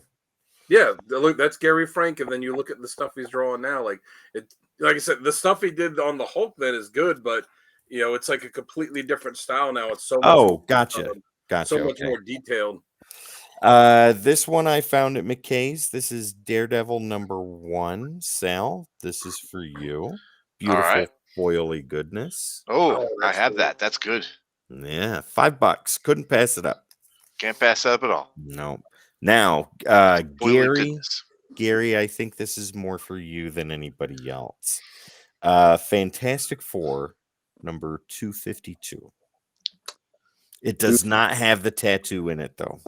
The Oh. John Byrne Sideways issue. Yep. The I whole don't issue think I have that. Sideways. Yep. Classic book. And I Yeah. paid $2 for it. Yep. Nice. Love it. Look at that. Too bad It it's missing the tattoos. I know. I had to look through just to make sure because on the board it says missing tattoos. I was like, let me double check. Yeah, it's right. Here we go with the Avengers 258. Hey, it's the Amazing Spider-Man. Right there. Oh, that's cool. I got that one. Black costume. Yep. Yep. Yeah. Second Yep, appearance yep. of Nebula too. This one I paid $2 for. This is a $12 issue. I couldn't pass it up. I'll get more of them all day long if I see them for this cheap. Daredevil 212. Nice. Yeah, that's a great issue. This one is Iron Man 310. And it was it's bagged with the bag that came with the Marvel Action Hour stuff. Oh, But that's somebody took the lithograph out. oh, that's too bad. So I got cheated. And then my last one, this is a Mark Jewelers variant. And this is Uncanny X-Men 264. With the Did you Beast. say Uncanny X-Men? That's an Yeah. Avenger guest starring on the Yeah. cover. I don't think so, sir. That's right. You know why? You know he's an Avenger because he looks almost happy. That's true, right? The He X-Men Beast is a miserable SOB. You're just There you jealous go. of you're jealous of his intellect and his, strength. That's what you're jealous of. Well, at that point in his career, he was the X Factor beast. Yeah, I X-Factor think it was beast. X Factor at that point. All right. Still X. Gary, what do you got for back issues, sir? Then Sal will take up the rear, and then we'll circle back to you for tonight's That's what showcase. Sal likes to do. Bing. Well, I'm going to show you. I'm not going to the stuff I got today. I'm not going to show you except for a few exceptions, and that is my wife picked out some books with Mr. Mark Nathan, who the fellows will be interviewing tomorrow, who was the founder of the Baltimore Comic Con and has his shop, Nice. Cards, Comics, and Collectibles in Reisterstown, Maryland. Great stuff. So this was thrown as part of the deal for me, but this is a great Neil Adams tunnel. Oh, that's cool. Oh man. So was What your about wife at the show all day? She came for a few hours. So she came and I walked around with her, and I was her date for a few hours. So that was kind of nice. You were the arm candy, right? Yeah, I was the arm candy. So Nice. That is Western- believable. Oh, Oh, she that's picked at that. Interesting. Western Comics #13. This is this Golden Age book. This is 1950. wow. Mm-hmm. Very nice. Western Comics #22. This is also 1950. She loves the horses on there, but she doesn't want the horses to be in distress. So a book that's got a horse that's in distress, she does not like that. And this is interesting. This one, it's got a certificate in the back. Jerome Wenker. And this guy, wow, you think I got a collection. Listen to this.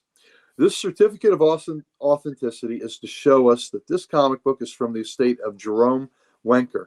It was purchased in good faith from Mr. Wenker, and it is part of one of the largest collections of DC Comics ever assembled. Wow. Jerome started collecting comics. This is what blows me away.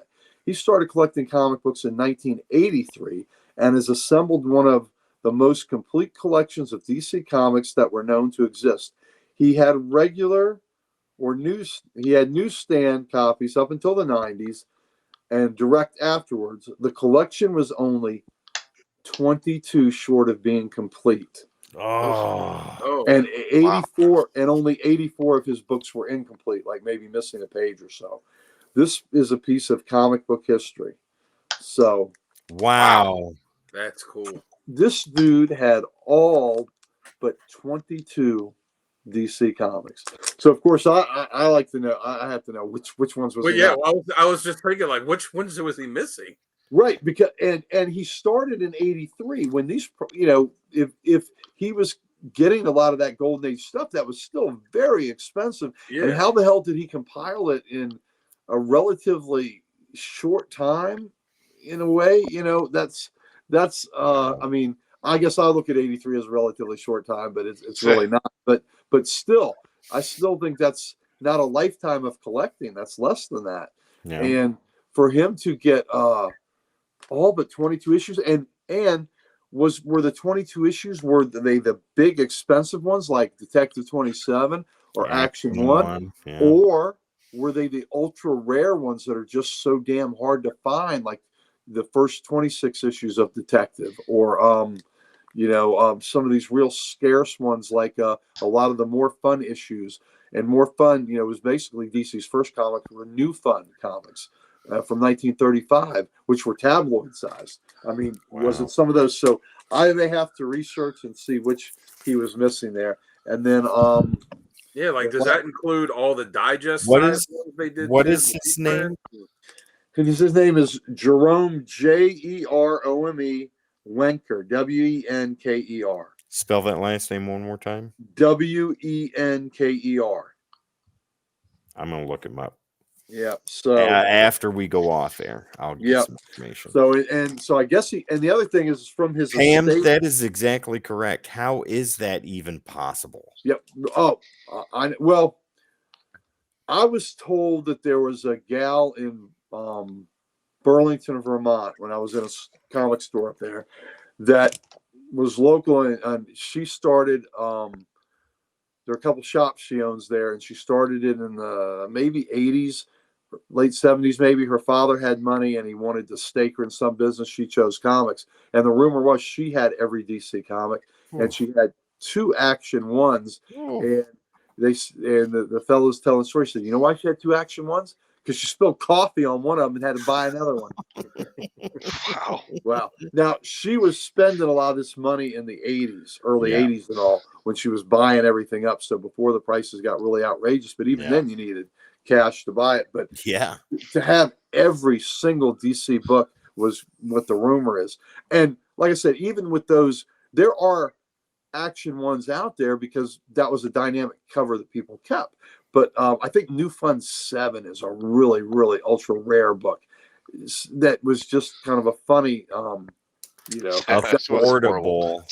Well, in the first Overstreet guide in 1970, Action 1 was listed as $300. Oh. So here's the last Western one. Wow. This is number 17. Those colors really pop on there. Yeah. Too. So that was 17, 20, 22, which was part of that collection. So the historian in me loves the hell out of the, that. That's what I should have done. I should have shown you the certificate. And so anyway, so she made this deal with Mark Nathan, who, he's met her on several occasions. So he was really, really good to her, and she did get a great deal. I said, you got a great deal. Good job. She says, you got that deal just by being there. And I made her hand in the money, so that was great. Wow. Because of y'all today, I'll show you this too. I got this. Oh. I think you're going to enjoy it. So yes, royalty trade and true to life, there is nudity in here. So I'm quite a bit of it. There's a lot. I'm a fan. So I got that today. Gary, when you read that, please post in the group chat what you think of it. Okay, I will let you all know. So this is a X-Force hardback, and I got it signed by Miss Louise Simonson. Oh, nice. Wow. So she signed that for me. And then I have the first issue special hardback, and I got Walt did one of the issues in it, and it was a Dr. Fate issue. And I had him sign it on the first page, where the I guess they call it, where they have they don't reprint underneath. See underneath Fate. Oh, that's cool. And when the book comes out, it's got all the where it's published in New York, blah blah blah. Yeah. Issue number 1. Do they call that thing Indica? I believe it Yeah. is. So What a that's not spot. reprinted in these. So I have Walt there. So because of that, I'm going to have to go back and Get everybody else now. well, everybody that's around. So Yeah. Grill, who did get so that's a perfect place for Mike Grill to sign. Yeah. Wow. In this book. So anyway, that was kind of neat. I got another signature by Miss Louise Simonson that's really kind of cool. Now this, don't get excited. This is a replica. It's not the real deal. I wouldn't have done that, but that's still pretty cool. Oh, Yeah. that is cool. Wow. Still looks great. And ladies and gentlemen, you watching, why if you don't know why I would get Miss Louise Simonson to sign this, it's because she modeled for this beautiful young lady in the picture with Bernie Wrightson. She was the model in 1971. Yeah, because clearly the cover is the Lorax sneaking up on Anna Kendrick. Yeah, there you go. Eternal, he most certainly does have that original. Oh, of course. Oh, you should have seen it. I think you've seen it, Adam. Not only that, baby, it's a raw book because you know how I'm slab. It's raw and it is at least a 9, right, fellas? Right, Sal? You seen it? Yeah, I saw it. It's at least a 9. It should be slabbed. Baby. It should be slabbed. Not happening. So I've got this great Batman Tales by Ooh. Archie Goodwin, and Nice. Archie Goodwin and Walt Simonson created the Paul Kirk Manhunt, or had the great storyline with the Paul Kirk Manhunter. They didn't create him; he's a golden age hero. But they took him in a new place. And I told Walt today. I had a nice conversation with him too. I told him that this character, his Manhunter work, was the first work of his I ever saw. He said, I was only 6 months in the industry when I did that. Wow. So that was really cool. So I got him to do a sketch in here for me. Wow. Oh, that's cool. Nice. And there's my Manhunter sketch by Walt Simonson. So That is amazing. I am Very in cool. love with his signature too. That is. oh yeah, he makes it look like a big Dinosaur. yeah, this makes it like a Wow. dinosaur. So, but and like Dan said, if you're gonna get for most people, if you're gonna get a Simonson, you want Thor, but Manhunter, I love that character and I love that run, and it was really great, and it's reprinted in this book. And the last chapter of it, Archie Goodwin and Walt Simonson were going to do a final chapter of Manhunter, and Archie Goodwin died before it could be done. So Walt drew it and published, and they published it, but they didn't have any thought balloons or word balloons on there. So he did it without words. And I think the only words in it was there's a bridge that says, Gotham County line. Part of the Yeah. visuals. Yeah. Yeah. So that was it. So he did it without words to honor his friend. And it's reprinted in here too. But to have this with that great Manhunter sketch is this is something I will cherish forever. So And I have the collected volume of the Manhunter thing. I lent it to Sal not long ago to read. Yeah, No. I did. I enjoyed it. well, you should bring it and get it signed, maybe. So I am going to show you now my back issues that I have from last week or so. So there's just a few. First, I got to give some love to my good buddy Chris Schwartzlander Snoop, who gave me Creepy #1. Wow. Yeah, nice. Comics to give you the creeps. Yep, he gave me Creepy #1. I saw a copy of this today that was, a better copy. I mean, this one's got some problems with it, but still, it was like it wasn't a perfect copy, and it was still like $3. Woof. Yep. So, Chris, I know you're not watching right now, but maybe you'll see it on replay. I love you, brother. So, thank you so much for What a gift. giving me the creeps. So, last week I knocked out a few Marvel team ups. My buddy Damien had these for me. Right. So there's #2. Nice. Yeah, it's cool. Love that 70s Spider-Man. So good. The Marvel team up #2. That And I did terrible got- Man costume. You'll see them next week. The others that I got today, and after today, I'm only 7 away from having them all. Wow. Here's a number 5 that's in really good shape. Ooh, Oh, that's cool. Yeah. that Yeah, white I love the is Marvel very Comics good. group. Yep, going across the top. Yeah. I love that thing. Marvel Team Up number 7. Oh, wow. 2 Worlds to Conquer. It looks like a Gil Kane cover to me. I'm pretty sure that's Gil Kane. Yep. That's great. Yep. Number 8, the Cat. And that's a very early Cat appearance. No. Yep. Yeah. Yeah, it was Hellcat. Yeah, that's what I was gonna say. It looked like it. Well, It is Hellcat, right? Well, that's the Cat, and Greer Garson took. Before I Tigra. mean, Patsy. That's Greer Garson, who Yeah. became Tigra, and then no. Oh. Yeah, I then think Patsy it became- Walker became Hellcat. And Patsy Walker became Hellcat in Avengers 146. And if you want to witness to somebody that was there, you can ask Hank McCoy. He was there, and yeah, that's the boost. What's cool about Patsy Walker, I thought in the comics, is how like all of her old romance comics are canon in Marvel, because in Marvel it's like they were comics that existed in the Marvel universe about her. Wow. Yeah, Patsy Walker and Heidi and Patsy were and she was like a rival. So this is a really cool Iron Man one, number 11. I mean, number 9 rather, number 9. With the metal frisbees on the side. Yes, I love the metal frisbees. Who doesn't? Yeah, they're great.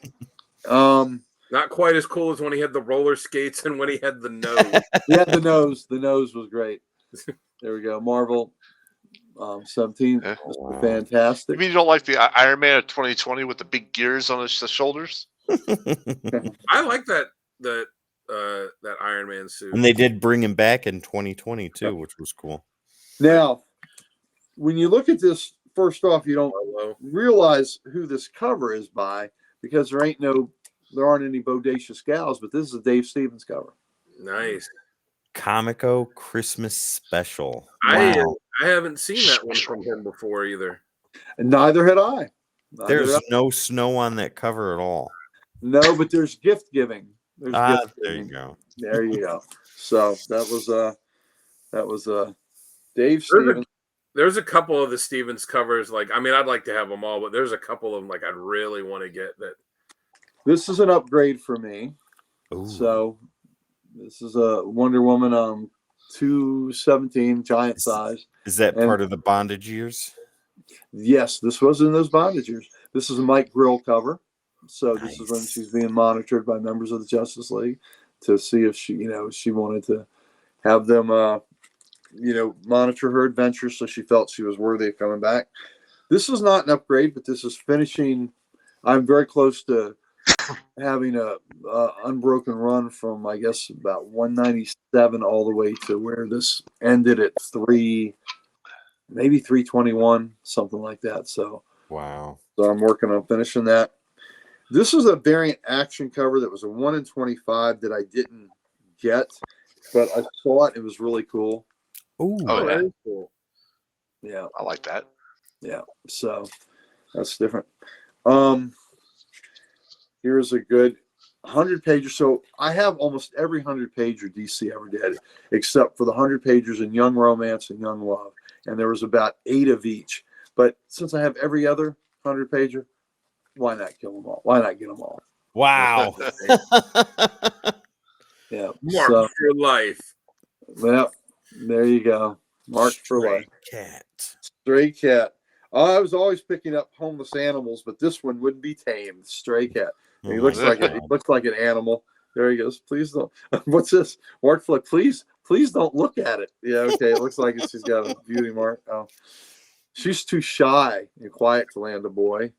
And here we go. Oh, he's gorgeous. Oh wow, he must be at least 20. Oh, I've always wanted to go out with an older man. So, Oh my god. Yeah. Anyway, so Young Love. My buddy Damien, who's great to me because I help him out and I send him business and things like that. He gave me a book that is the only that completes a collection for me. Now this book will be upgraded. The condition is when I upgrade, I kick this back to him. But he gave me this in the meantime. Oh, that's awesome. Yeah. Now it's beat. It's got some problems, but it is a perfect placeholder, and it's in a really crappy bag too. So it would look better if I put it in a different bag. But this is the second appearance of Black Adam. Wow. You know what's funny is that Jerome Winker, when you showed that book, I Googled it, and the second thing that came up on Google is a link to an eBay listing for that book. Of his? Yeah, it's a CBCS graded at a 0.5 of that exact book. At a 0.5, that might be one of the 84 that were incomplete then. Well, no, it says it's from the Jerome Winker collection. Right, but there were 84 books in his collection that were incomplete where they didn't, like gotcha. maybe they were No missing pages were missing. Yeah. Because a 0.5 means it's incomplete. Yeah. Yeah. Because the bottom score you get for a complete book is a 1.0. But I believe, and a 0.5 means it's incomplete, right? Wow. Yep, I'm looking at Correct. CBCS. You're correct. I'm looking at the label on the eBay one. It says centerfold missing does not affect story incomplete. There you go. Yep. Because the rest of the book on it looks nice. Yep. And it seemed like I had another book that I had last week that was kind of important. Oh, yes. You know, here at the Codex station, we try to promote healthy living. I try to my lift God. up these comic books. You get to build your muscles by lifting all these books. But, you know, eating healthy is also very important. I can't wait. And listen, I am a bit of a carnivore, but I know that you also have to have your veggies. And this gal is a vegetable lover. Nice. Holy cow. D showed this on the podcast, and this was great. Yeah, Mike goes to me, hey, did you see any Eros books? Mike's looking for this. Looking for this one. Yum, tasty. And it's just like, look at the butter dripping off that corn. There's the broccoli in the background. Yep. Look, there's a chili pepper. Yeah. And there's a mushroom way back there. There's a carrot. There's zucchini and onion. I mean, this couple of onions. Got it all. Yeah, this is as phallic as it can be. So there you go. And the one I wish you could show, but we can't show it on air is lick lap. No, amputee love. Oh, yeah, we'll show those in a special members only video. Now look, there only fans. Members only. I do not own Amputee Love. Damien owns Amputee Love. Yeah, it is. And listen, what I'm seeing from this, that is a healthy corn-fed Nebraska girl if I've ever seen. There you go. Yep. So there you go. She looks like a corn husker. It's the perfect book for vegetarians and vegans everywhere. Yeah, you know, I don't know about you, but I am. You know, I think this girl deserves to eat. So, she does. Yes. And she's got a little nurse's outfit on, so she's got a nurse hat on. She's health concerned. She's concerned about your health. She's promoting a healthy lifestyle. She's health conscious, concerned about your health, ladies and gentlemen. Yep, that's right. And her own. Yeah, I bet she's as much of a nurse as Janine was on the cover of that Blink 182 album. Well, you know, I just think she's doing her best. You know, I know that eating vegetables lowers your blood pressure, but I think she might be raising some blood pressure. Oh, so yeah. We'll see. Yeah, but vegetable lover. My buddy Damien's only seen 2 copies. The first one he got for him, and I said, if you ever see another, I need it. And he found one for me. So missed opportunity. Should have made a leather cover as a gimmick. Whoa. No, because that would probably go against the whole vegan theme. If you have that's right. There you go. There you go. So, my Lord. All right. Only on the Codex station where you see vegetable lover. There you go. All right, Sal, what do you got for some back issues? And then, ladies and gentlemen, we have Uncle Gary's showcase. Code word, dead. I see Pam didn't comment on that book. No. Pam ran for the hills. Yeah, maybe she did. I'll be right back. I got to check something. All right. Well, I'm going to start mine anyhow, Dan. So these particular back issues came from Heroes Corner Comics. They had a flaker sale, and so I picked up a lot of back issues of Batman. Oh, nice. Alex Ross. Yep. Yeah, that's great. I love that one. Ooh, that's cool too. Mm, I like this black and white one. This is actually pretty cool. Mm-hmm. that's very good. This one Wow. and this one. Da-da-da. Ooh, that's nice. And this one. I Mhm. like that too. This one. Wow. All right. Hi, Dan. You're back. Another ice cream sandwich? 705. No, actually, I was the beef jerky that I had in the dehydrator. I had to turn the dehydrator off. Okay. Oh, is that the Tony Daniel run on Batman? Yeah, 700s. Yeah. Yes. Yes. Yes, it is. Yes, it is. And this one. Ooh, that's cool. Okay. So that was part of the Heroes Corner Comics pool it got, but these were technically back issues. They Next are. up. All right, Gary. Here we Okay. go. I know. I'm waiting. I'm excited. Swamp go. Thing number Nice. 7. Let me tell you that you put that Oh. in a nice bag, it'll shine, baby. And that It is a will. great It will. Batman- Swamp Thing. Spoiler: number 11. Batman gets his ass kicked. Yeah, that's a Nestor Redondo cover. Very cool. But Pam that was the first says- issue after Bernie. Gary Pam says, nope, I was laughing about how even I have somehow seen a copy of Amputee Love. Wasn't on purpose. Purpose. Oh Oh, my sure. God. Was it on purpose? Sam- Yeah. And I accidentally ordered 10 Venom copies. Okay. Now, Pam, I know you were reading it for the articles and you weren't looking at the pictures. Look, and Amputee Love. Now, this is true, Pam. It was written by an amputee. He was an amputee. So, as my buddy Damien says, it's an instruction manual. Oh my Instruction. God. It's a help. Number 19. Swamp Thing No, number 19. Gary. Swamp Thing number 20. Oh, the Mirror Oh, Monster. that's Okay. cool. So in Swamp Thing, This was Tim actually in held pretty good condition. in the reprint book that Tim held up, it showed a cover Swamp Thing 5. In that book, he gets his arm cut off and That his one? arm grows back. So his arm grows back. The discarded arm grows into the other Swamp Thing. It's called the Mirror Monster. So that was grown from the discarded Well, arm. now wait a minute, Gary. In the Yes. issue that we reviewed on the podcast, issue 9, is Yes. that right? When his hand got cut off? Well, no, his hand in issue 9, his hand got melted by a laser. Okay. So it was destroyed. In issue 5, it's severed.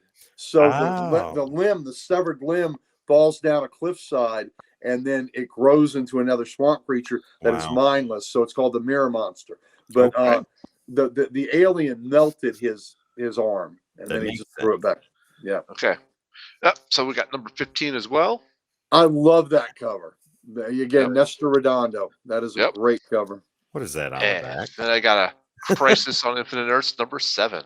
Oh, that's I have a 9.6 in that sitting over here. Woo, I don't have that one. I've got like half of the Crisis series, and that's one of the ones I'm missing. I'm missing one issue. I think I'm missing issue 12. So I pick up like loose issues when I see them for a good price. Yeah. Yep.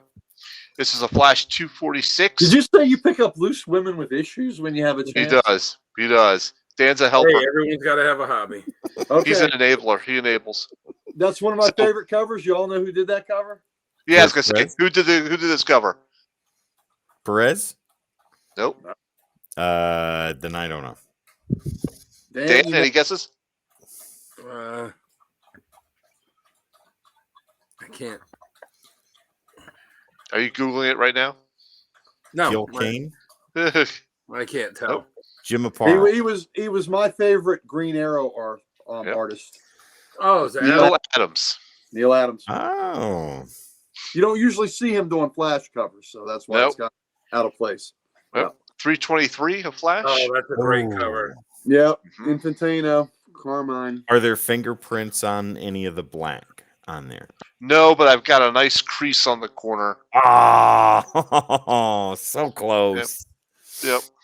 But that's okay. Flash 324. That's cool. Yeah.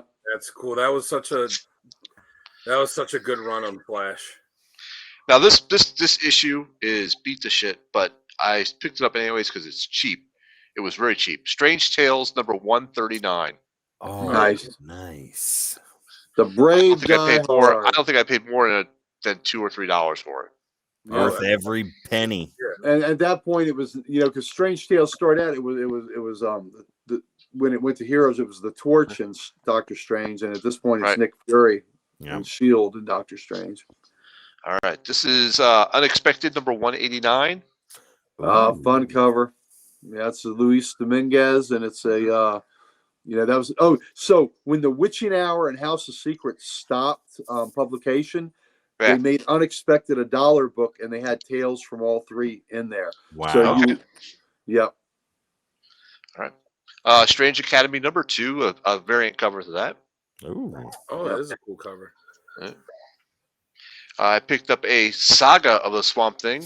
What's the number? Is this number 1? Number 1, yeah. Nice. So this ended up the long-running Swamp Thing series. It started out as the Saga of the Swamp Thing, and they dropped the Saga after I don't know, maybe a dozen issues or so. So that Swamp Thing Volume 2. That's the volume that Alan Moore eventually gets on, right? In issue 20. Yeah. 19 or 20. Yep. All right, Gary. Pay close attention to this one. X-Men Pizza Hut number 3. Oh, look who it is! It's Hank McCoy the Beast fighting Magneto. It's the Pizza Hut version. Yeah, it's pizza. Let me see it again. It's an alternate Beast. So even though it's Pizza Hut and all that, he looks so unhappy. Oh, he's fighting Magneto. You think he's happy fighting Magneto? And he's just so unhappy. Guys, guess what we're doing today? We're fighting Magneto. Oh, man. With the Avengers, he fights a better class of villain. Well, that's not the point. The point is he's there on an X-Men book. Look at that. Well, he's just a miserable bastard, too. So I found issue number 4 of that, too, the Pizza Hut collection there. I think I only have like 2 of the Pizza Hut issues. Those are harder to find than they are. That's all right. I snapped these up as soon as I saw them. Yeah. All right. So we got Wonder Woman number 79, Year of the Villain. Oh, nice cover. Nice cover. This one is Wonder Woman 58. Ooh, that's nice too. Mm-hmm. Very good. I forget which one this is. Oh, but I gotta look that up. Is that the not Stormbreakers? It's no. That's a cool cover. Hold on, I'm gonna look it up because I forgot what it was. Yeah. Battle Lines, Weapon H. Yeah, that's right. Yeah. Whoops. Stupid tape. There we go. All right. So this is Weapon H. Yeah, Weapon H number 9. Wow. Uh-oh. How'd I get that one in there again? So number 26. This is the first appearance of Virus, who turned out to be a dud villain, if you ask me. Wow. That book will not go up in value. Oh, whoa. No. A Venom book? Oh my gosh. Big surprise. Looks like a symbiote caught in the deep inside of Brown Lantern. Oh, so these next set of books come from a guy I bought a lot of books from, and he actually drew this for me and sent this with the books. That's cool. Bat Spider-Man. That's wonderful. Yep. Mm-hmm. Yep, Bat Spider-Man. Wow. With great power comes Bat Spider-Man. That needs to go in an 8x10 picture frame, Sal. It does. So speaking of Batman Spider-Man, I got the trade. Even though I have this, I wanted another copy of it. That is different than the one that I usually see. Yeah. There was actually 2. They did 2 volumes of Batman Spider-Man, but one of them was Spider-Man Batman, and this one's the opposite. Okay. So picked up Daredevil 182. Love the cover. Yep. And I got the Avengers JLA number 2. Nice. I love that cover. It's a great wraparound cover. That's the cover number of 3. the trade. That's 3. That's number 3 that has 206 characters on it. God. Yep. I imagine how that went. All right, George. We need a battle cover. I got you. 276. Wait a minute. 206. 206. Wait a minute, George. I was thinking more like 206. Okay, I got you. All right. It'd be funny if you give me just a cover with like more than 50 characters on it. Done. Yeah, George is the one that does this. He's the one that wanted to put all his characters on. Yeah, It'd be I funny know. if somebody man. looked at it and they were like, "Oh, you're missing so and so." They'd be like, "God damn it!" Damn it. Give me a minute. So, All right. There you go. Who in the comments was talking about Punisher that they grew up on Punisher? Oh, that was demonic. Demonic game. All right, demonic. Here you go, buddy. Punisher #1, the newsstand variant. Oh. We were talking about that book today. You know, when he shoots that off, he's flying off that ledge. Yep. Yeah. Punisher #2, but this is the direct. This is a direct variant. Claws. Wow. No, sorry, direct version, not variant. I say, look at the smile on his face. I know. Yeah. #3 with the newsstand. Oh, wow. Grenade. And #4, this is the direct for #4. I like that cover. That's And cool. we're gonna jump one, and it's #6 for Punisher. I like that cover a lot. Yeah. Okay, I picked up this one actually pretty cheap as well. House of Secrets #100. Demonic Oh, says that's thank cool. you. All right, you know who? All You're right, welcome to buy. it's quiz time. Who did that art? That is Bernie Wrightson. That is Bernie Wrightson on House of Secrets 100. Great zombie Yes, cover. sir. Yep. It's got a little damage in the corner, but that's okay. But the rest of it presents really well. It does. It does. All right. I picked up Green Lantern #66. Ooh. Oh, that's cool. Getting the egg in the face there. Bam. Mm. But I wouldn't want to live then. All right, Gary. This one's another one for you.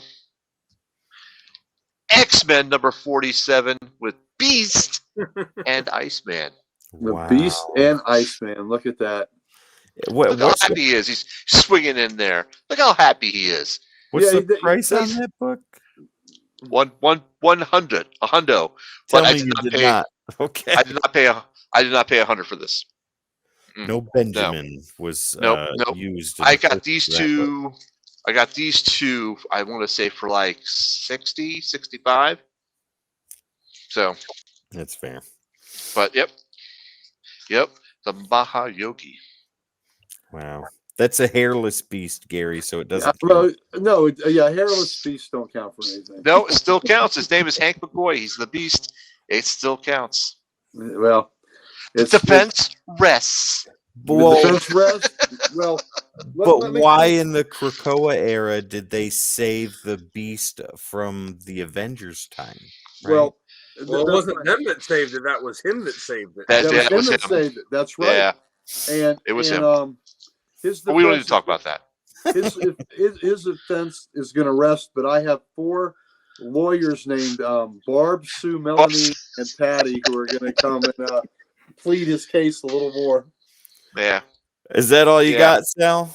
that's it. That's all I got. All right. That's all I got. Ladies and gentlemen, we are down Gary, that was a to great the show. last bit. It was a great show, buddy. Get ready for Uncle Gary's showcase. Code word is dead. Dead.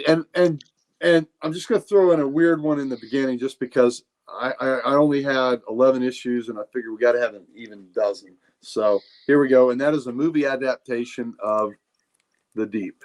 Oh. And this, of the movie, and this is the movie that changed my life in so many ways, because as a young lad, when I watched this, I was 1977, I believe. I was 13, and the first 10 minutes of this movie changed my life. If you haven't seen it, just have to watch the first 10 movies and see Is that the one Jacqueline. with Bridget Bardot. No, Jacqueline Bissett, Jacqueline Bissett. scuba diving, white T-shirt. From rest the is history. author of Jaws. Yeah, That's the day that Uncle Gary stopped being a boy and became a man. I became a man one day. That's the day Ric Flair was born. That's right. There was also, it was woo. That's the day he was sitting in the movie theater and he was like, woo! Hold on now. There were stirrings. All right, here we go.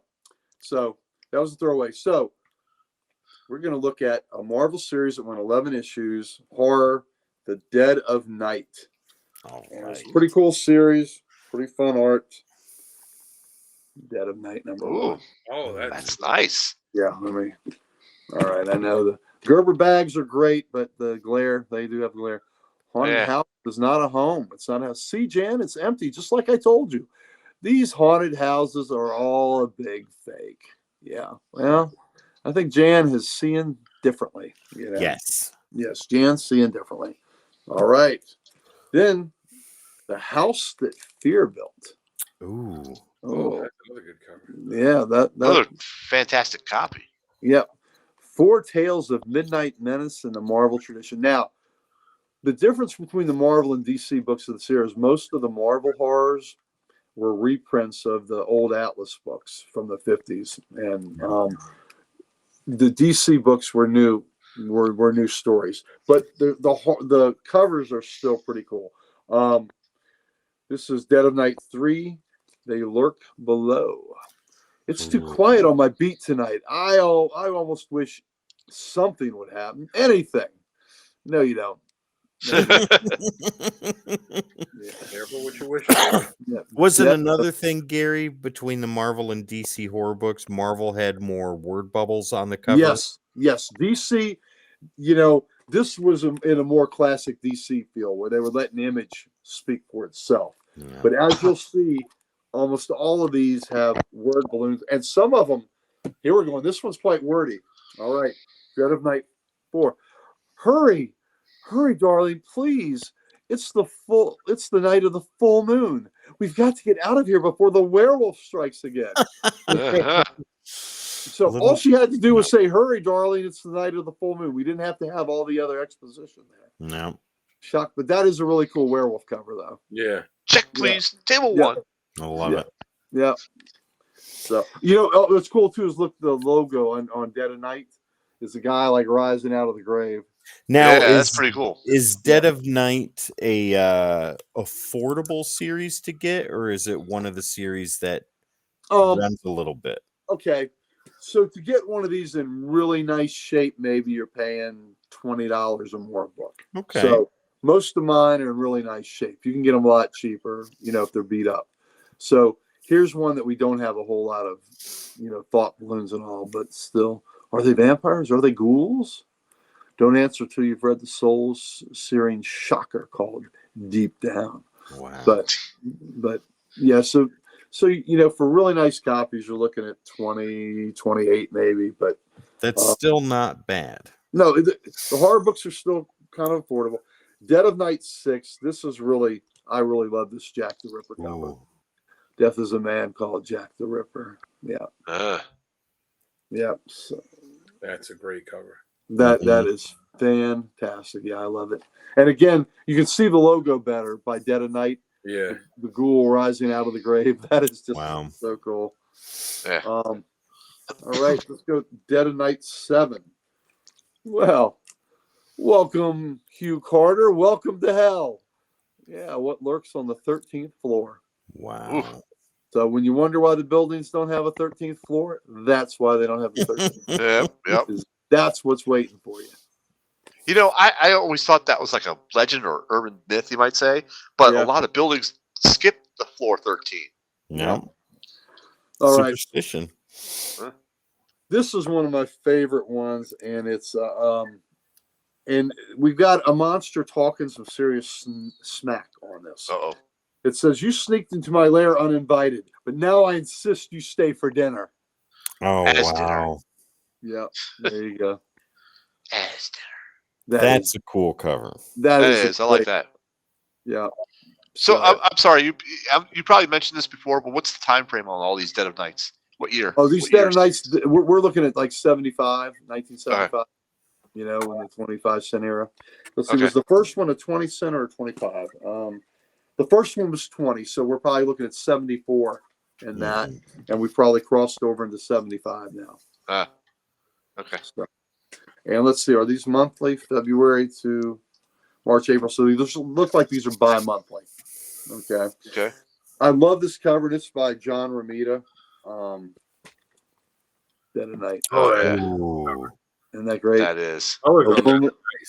Lonely Road, An Empty Bus, and Murder. Death Ride. No, we can't. Scythe goes right through night. Yeah.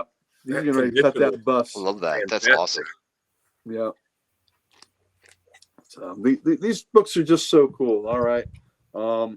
10. So these didn't have as many word balloons lately, so that's really cool. So, Wow. I dream of doom when all my dreams come true. So that's number 10. And the last issue was kind of interesting because it was a new story and introduced a new character. And this was the last issue. Introduced Scarecrow. Ah. Yeah.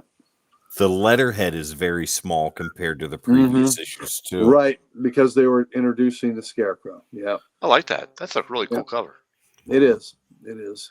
So that's a Gil Kane again. And it's a Gil Kane and a Bernie Wrightson. Nice.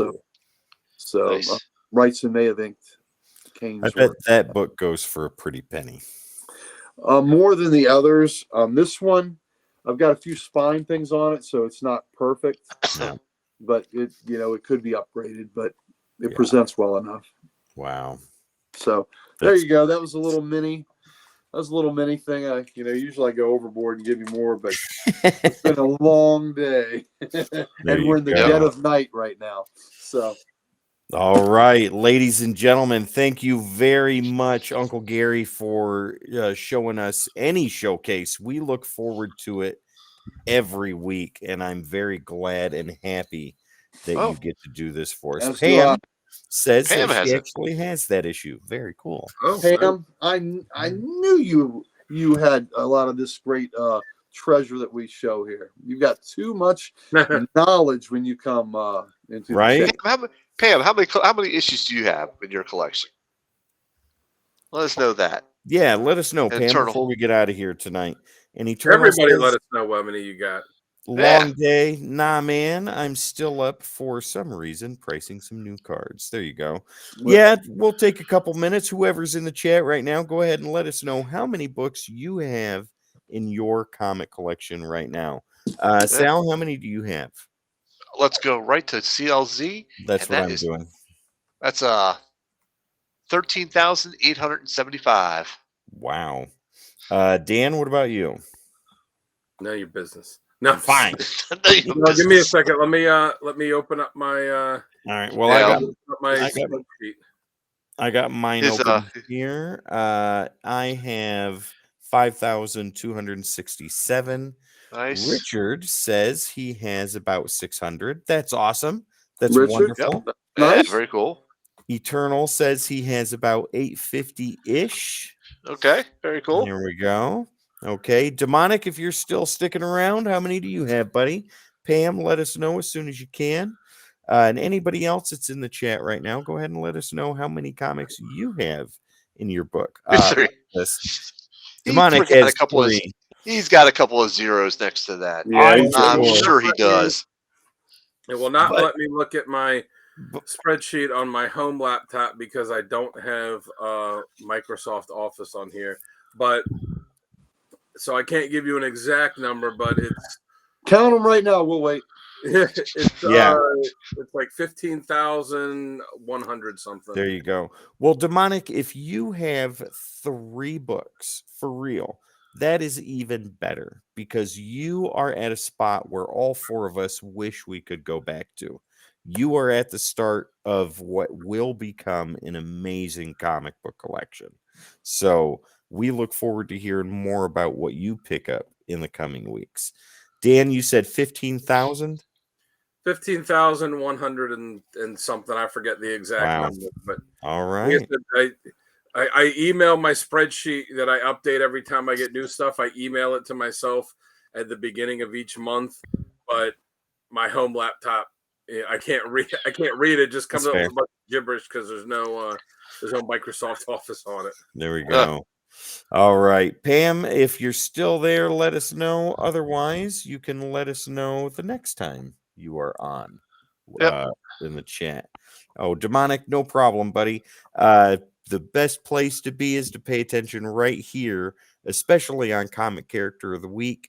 So you can see new stories to check out, new characters you may not have heard, and so much more. Watch the podcast to check out what we review, and definitely right here for Comics Unleashed for the new issues that we're getting ourselves.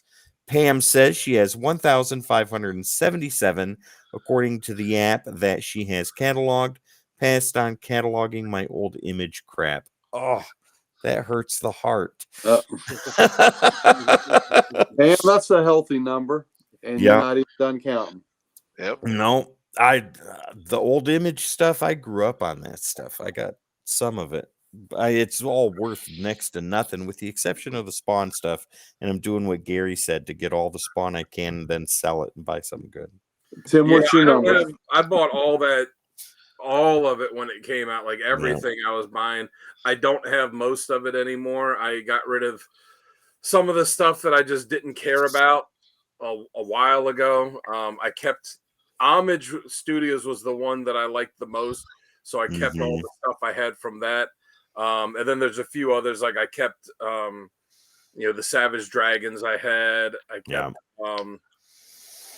a couple things here or there, but Did you post that? I got rid of most of the other stuff.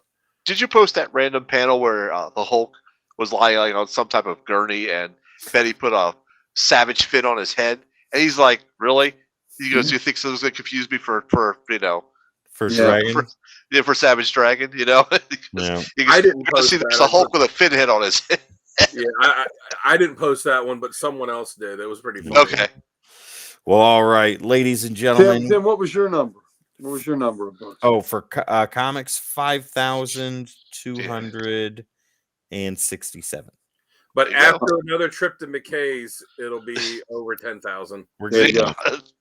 I didn't add this week's new polls that we showed today, but before that, I'm at 59,595. Nice. I will hit 60 within a couple months. I am all caught up on everything. If I hadn't had cleared out books to sell at the Smoky Mountain Collectible Showcase Convention, I'd be over 6,000. But I pulled out quite a bit of books that I just knew I was not going to do anything with. I was like, these will never get increased or anything like that. I'm just going to get rid of them. Oh, man. Yeah. All right, ladies and gentlemen, let's go ahead and take it. You see what Pam said? I'm looking right now. She says, my original collection was stolen from my parents' garage. And if I ever find out who did that, they will get a strong talking to. Wow. They should get a Hulk 180 beatdown. Yeah. Pam, I know how you feel. My original collection, I've told the guys this before, was sold out from under me for $100, and I had twice as many as what I have now. Bigger books too. So that's a topic for another day. But anyways, let's get out of here, guys. It is 1:30 in the morning on the East Coast, and it is even later the further across the ocean you go. Ladies and gentlemen, thank you so much. Do what? Nothing. Go ahead. It's the latest birthday anymore. That's right. Ladies and gentlemen, thank you so much for being here with us tonight. We appreciate it as always. We look forward to you guys in the chat as much as you guys look forward to being here with us. So once again, thank you so much. Also, don't forget, Jamie, 33 years old, founder of Codex. We want to give him a very heartfelt happy birthday once again. It's 1:32 on the East Coast. It's not his birthday anymore. He lost. Not anymore. Yeah. Sorry. Have to wait till next year. Yeah, you're not special anymore. But yeah, ladies and gentlemen, drop a happy birthday in the comments section and let him know how much you appreciate him founding this. I mean, without Jamie, we wouldn't be here. Yep. Demonic, great stream, everyone. I really enjoyed it. Thank you, Demonic. Thank you. Fantastic. We look forward to seeing you in the future on the chats right here on Codex. All right, gentlemen, let's get the hell out of here. My name is Tim the Terrible. This is Sal the Slab Guy. Right next to him over there is Dan the Kelly Art, the road manager for the curator of the Library of Comics, Uncle Gary himself. This is Codex After Dark, Comics Unleashed. We love you. We'll see you later after these beautiful words are spoken. Gaping holes. Beast is an Avenger. Beast is not an Avenger. Beast is not an Avenger. Wait a minute. Stupid fool. Do it, Dan, in Arnold's voice for Pam So that way, yeah. Yeah. All right. I She has just something to did. go to sleep You're not at. listening. I said gaping holes. All right. Now That's we're her. out of here. Yeah, it sounded more like Cookie Monster, didn't it? Well, Beast is the next man. you want to try No, it one more miserable son of a bitch No, is an X-Man. He's a happy Avenger. time? Okay. All right. Gaping Holes, Cookie Monsters, and Arnold in New York. Ladies and gentlemen, we love you. We'll see you later. Bye. Good night.